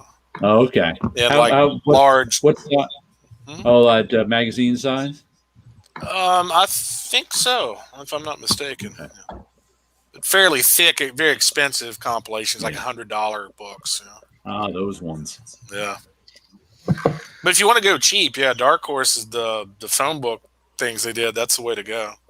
What's going on with all the Dark Horse Star Wars books? I know they got mentioned Friday night, but I mean, why are they taking off all of a sudden? You talking Marvel's about price-wise? them. Huh? Are you talking about back price-wise? issue-wise, you mean? Yeah, the Dark Horse back issue Star Wars stuff. I've heard 2-3 people saying a lot of that stuff is taken off, but it's the because Dark there's Horse. so much new Star Wars movies and TV shows. Yeah, I was going to say, they just had an announcement the other day of all these different new projects they're going to that are going to be coming out. So they're looking for first appearances of these characters. Yeah, they're mining some of the stuff that was introduced that's considered Star Wars canon now actually came out in some of the Dark Horse comics. Now, the majority of it came out from the original Star Wars role-playing game. Yeah. Now, the thing that got me though is the fact that when Disney started this stuff, they were saying the expanded universe, they're not pulling from any of it. Forget it. Right. It's which is why I was like, what's going on with the Dark Horse books and stuff? Well, once again, this is my take on anything like that. Any kind of reboot. When Disney first bought Star Wars, and they said that, the guy who says that none of the stuff from before the Dark Horse stuff is canon, we're starting all over.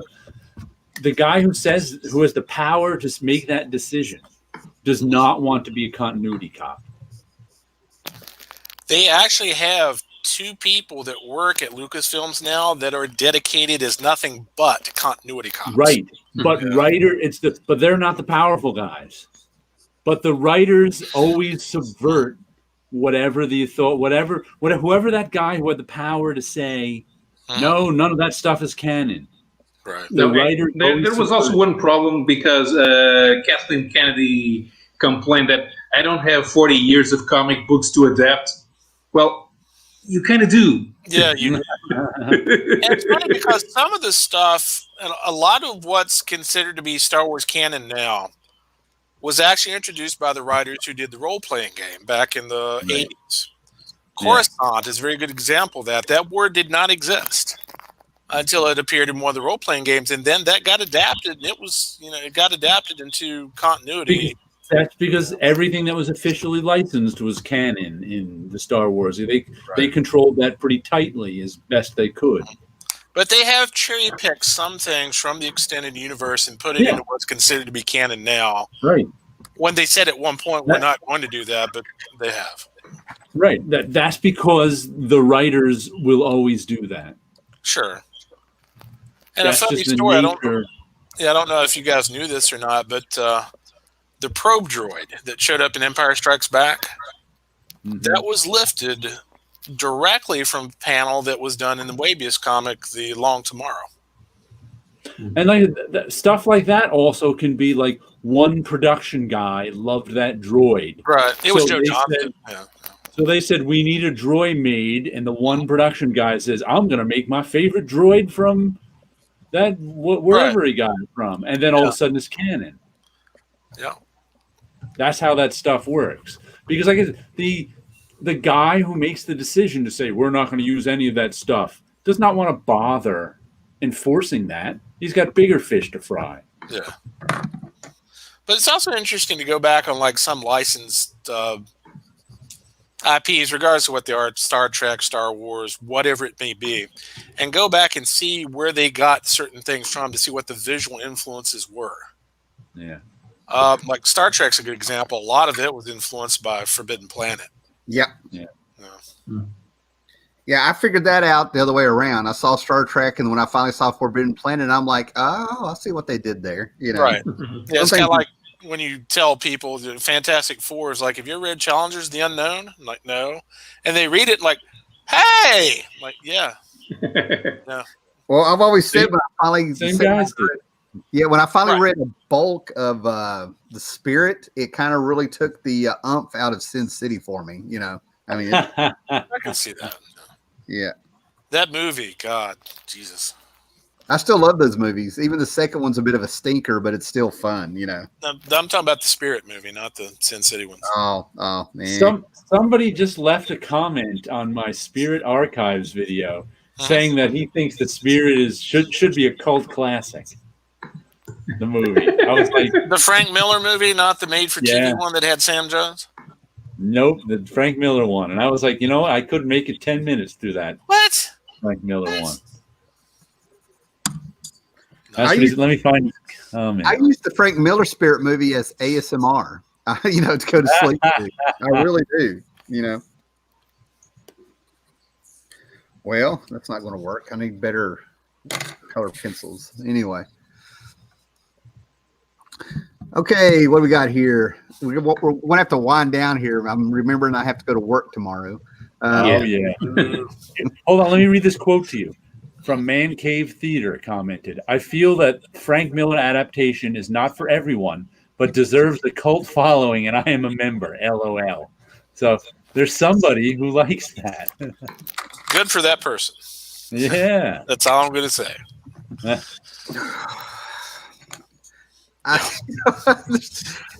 A cult movie usually speaks for some unspoken group out there. They see something in there. It deserves to be it's a movie in search of a cult. He's a cult of one looking for others. Yeah.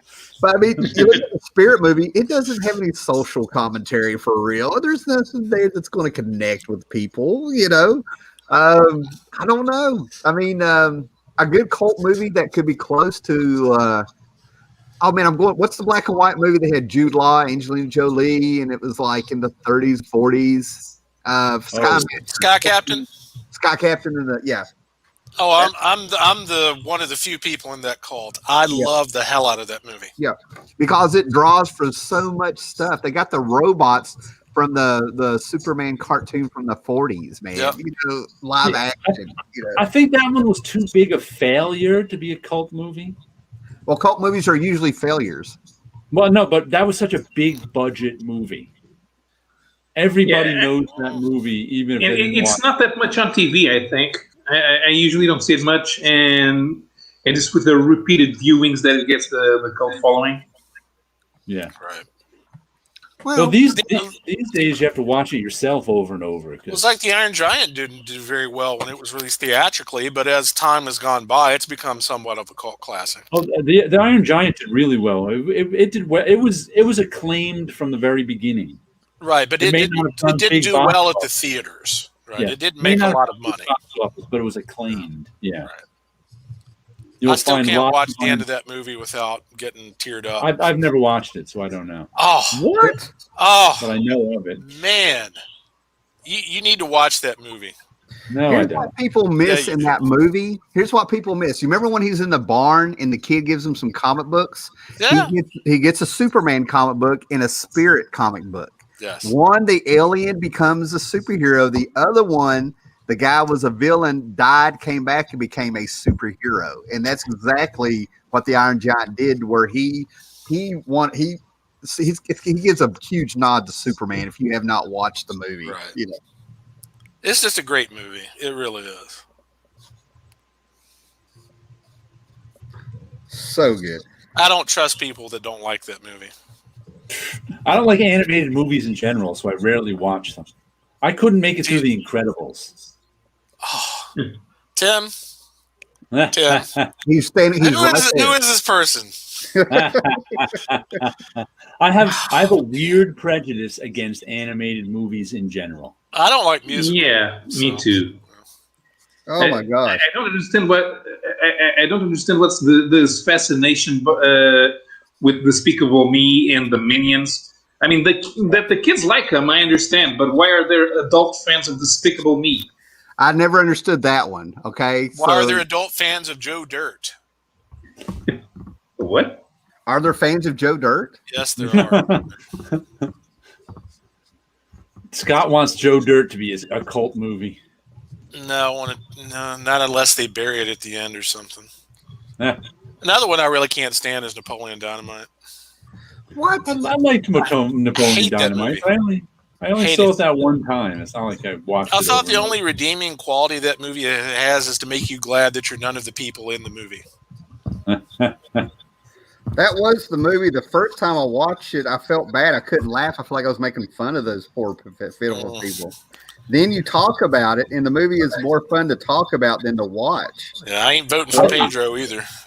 I remember I thought the movie was okay, but I was shocked it became a big hit.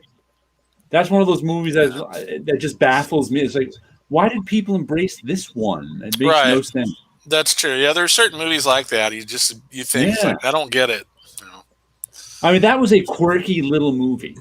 That movie had me from the trailer, you know. Yeah. If it was a quirky little movie, you probably wouldn't hate it as much. But it became a monster. And it was just like, why this movie? I mean, I have watched my fair share of quirky little movies. I like quirky little movies. Right. I do Why too. that one became gigantic mainstream hit is just baffling. I agree.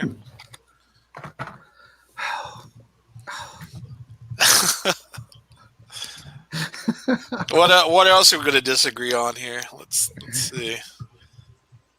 Buckaroo Banzai? I can't figure out if Tim likes I've never seen Buckaroo Banzai or not. Do I like that? Do I like Napoleon Dynamite? Napoleon Dynamite or not? Would you like me to go in there and get the wife for Pedro shirt? Yeah, he does. I even watch. I think it's Hulu. Hulu has the short cartoon they had of it with the same. That's right. Yeah, I forgot about the cartoon. Speaking of, I would rather watch the Star Wars Holiday Special than to watch Napoleon Dynamite. Whatever. Everybody loves the holiday special. People hate that. People have been having holiday special parties as long as I've known. Wait a minute. That wasn't a Christmas special. That was some kind of space holiday. What did they call it in that movie? Was it Life Day? Life Day. Yeah. Earth Day. Life Day. Yeah. Life Day. That's a polarizing movie. People either love it or they hate it. I don't know, but I caught you a delicious bass. You know, there's more where that came from. But oh my god, it's subtle humor. It's subtle humor. It's like another cult movie that all caught on. I just never got was Rocky Horror Picture Show. I never watched that one, but that was one that everybody liked to go out to. So it was like a show, right? It was that was me. I had to. I tried watching it. I listened to the soundtrack, but I tried watching it in high school. Couldn't get very far through it, and then it was when I was actually tricked into going to a midnight showing and saw how it's an experience and stuff. Right. That's when I like it. You don't. I've never seen it, but if you don't see it that way, what's the point? Yeah, I watched it. Just like it's just not my thing. Once you're, they call it an orgy. When you go to the orgy and you see how people are, goofing around, and what they're doing, it makes it fun, Right. So it's hard enough to find fun, and the fact that it's lasted like almost 50 years blows my mind. So there's still midnight showings every Saturday across the country somewhere. Yeah. When I was in high school, there was one theater a couple towns over that showed it every Saturday night at midnight. Wow, man. Being down there where you're living at, man, I'm surprised there's not more Rocky Horror stuff going on. So, is Scott froze up? No, he's blinking. No, I'm still blinking. Okay. By the way, the IMAX theater here is going to be under new management. Okay. Oh, I'm surprised they're still open with the whole COVID thing, but now that Warner Brothers is putting out all their movies on the HBO Max, I can cast it from my phone onto the TV. And I mean, it's going to be, I had some stuff planned to watch. It's going to be Mandalorian and Wonder Woman probably on Christmas Day around here. So I'm looking forward to the new Wonder Woman movie. The Mandalorian had an Office Space reference this particular episode. Like I said, I'm binging them. I'm binging them when they're all done. You know. Oh man! See, I'm not a binger. I don't like binging. One show a day is enough for me. Something like The Mandalorian, I need to. Where it's the biggest thing with The Mandalorian is when I watched the first one, it felt like it's still the pacing knocked me out. You know, for a little. You know, I had to adjust myself to the pacing because it's a Star Wars. I'm expecting to be watching a movie, and just to get that small amount of Star Wars every week tore me up because I still feel like it's still a cinematic experience. It's way more like the Rockford Files than it is like Star Wars. Yeah. And like I said, when I watched it, I caught it real quick. They pulled from a lot of anime and manga. I mean, that's Lone Wolf and Cub especially, yeah. And then you commented on Facebook about the sketches and stuff they had at the end of the show. Yeah, that's standard with a lot of anime. Yeah. I like that. Yeah, but like I'd like time between episodes to contemplate them. Yeah. I'm still like that with most shows. Don't get me wrong, but Mandalorian is one of them. Nah. The only one I ever really binge watched was Breaking Bad. No, never. For me, like I wouldn't even call it binge watching. Like I watched Breaking Bad the first episode of actually. There was one I tried to watch Breaking Bad at one time in like episode 3 or season 3, and I watched about 10 minutes of it and got bored with it and wasn't interested. Right. Then I watched the very last episode just because everyone was watching. I'm like, all right, I'll watch the first episode of Breaking Bad. I'll watch. Then a couple years later, I had it on when it came on Netflix. I had it on, but I was working during, so I'd glance over it. So. And like that situation for a show like that, I'd put on like 2 or 3 episodes back to back, but I was working through it because that show doesn't really demand you watch it. There's so much just sort of stuff going on that's subtle and in the background and long shots and time happens between everything. It's interesting that you said that because a friend of mine at work insisted, you got to watch this. Now, that's not normally that kind of show. Yeah. I said, okay, I'll try it. And they were doing the marathons leading up to the last episode. Right. After about 5 episodes in or so, I'm like, the writing on this is really good. And there are some things in the background that you can, if you would catch, I won't call them Easter eggs, but foreshadowing of things to come that are subtle that if you weren't paying attention, you would miss. But then I kept, I was binge watching like 5-8 episodes a day leading up to the end. And there was I think there were like 3 days left before the final episode was going to come on. And I was so excited after watching all this stuff. It's like, I don't want to wait 3 more days. How did you guys manage to do this? It's like, I want to watch it right now.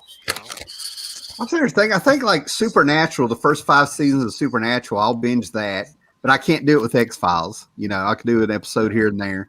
Right. The Mandalorian, I got to binge that one, and Stranger Things, I can do it a week at a time. I can do 1 episode at a time with that with no problem. Yeah, I've binge anything. Yeah, I've wanted to watch Stranger Things, but I never have.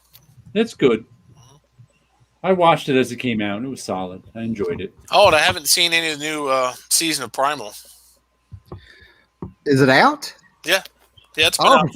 It's been out for a while. What's Primal? Oh, the greatest. Well, you guys don't like animated series. Oh, it's animated. It's an animated series done by Gennady Tartakovsky, the same guy who did the original incarnation of the Clone Wars before it got the CGI version.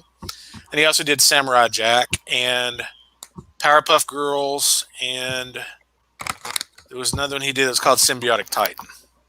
This Samurai Jack was great because it's very cinematic in scope. The cinematography he uses, it's mostly silent.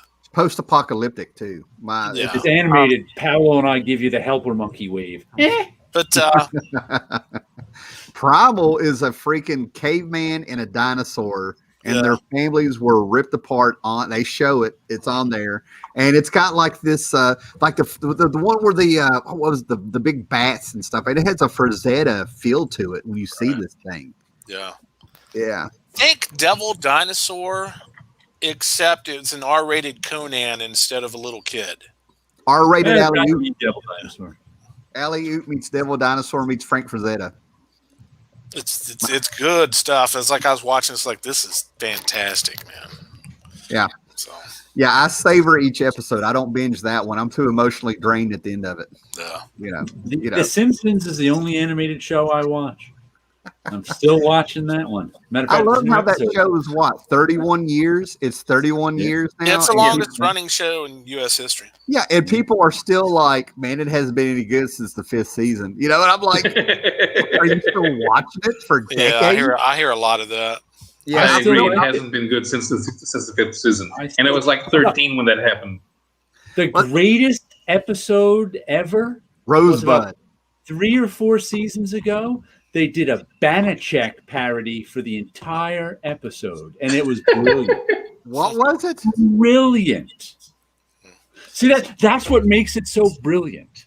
But how many people under the age of 40 are going to get Banachek? Nobody knows who Banachek is. Right. But they did a Banachek parody. That's you can only do that when you're in like your 27th season. You cannot do that in like season 4. No, I have to find this episode. I have to find it.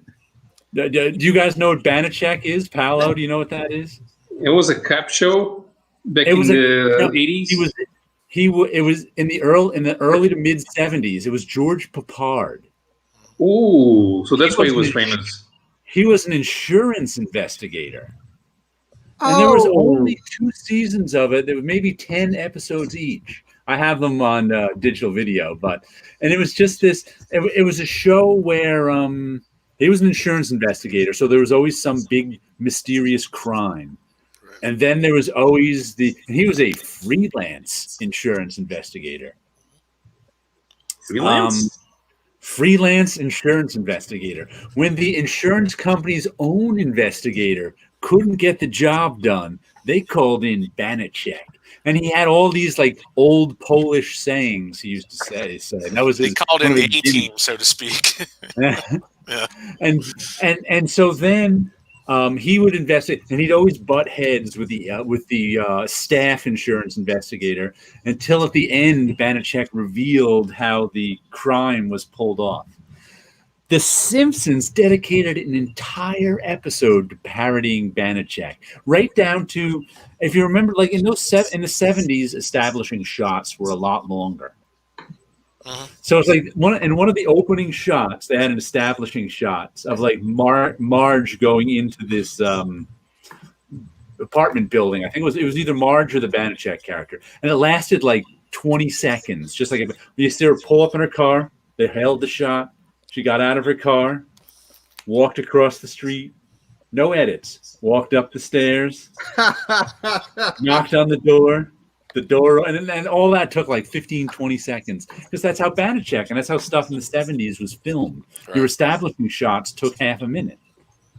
You know, that they never, and it was just like, you have to, if you're a Banachek fan, you have to watch that episode. If you're a fan of 70s cop shows, you have to watch that episode. There were so many 70s cop shows, man. Yeah, and they chose to parody Banachek. It was crazy. Yeah.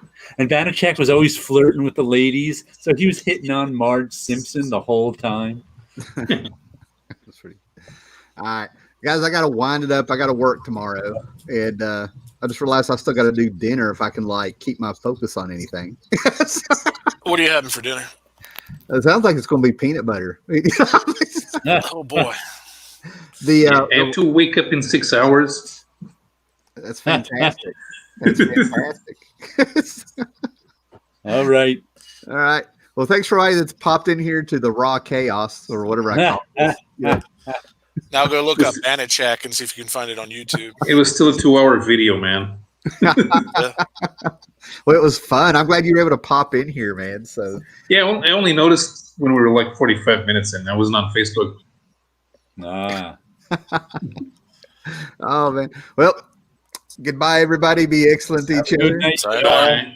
Bye.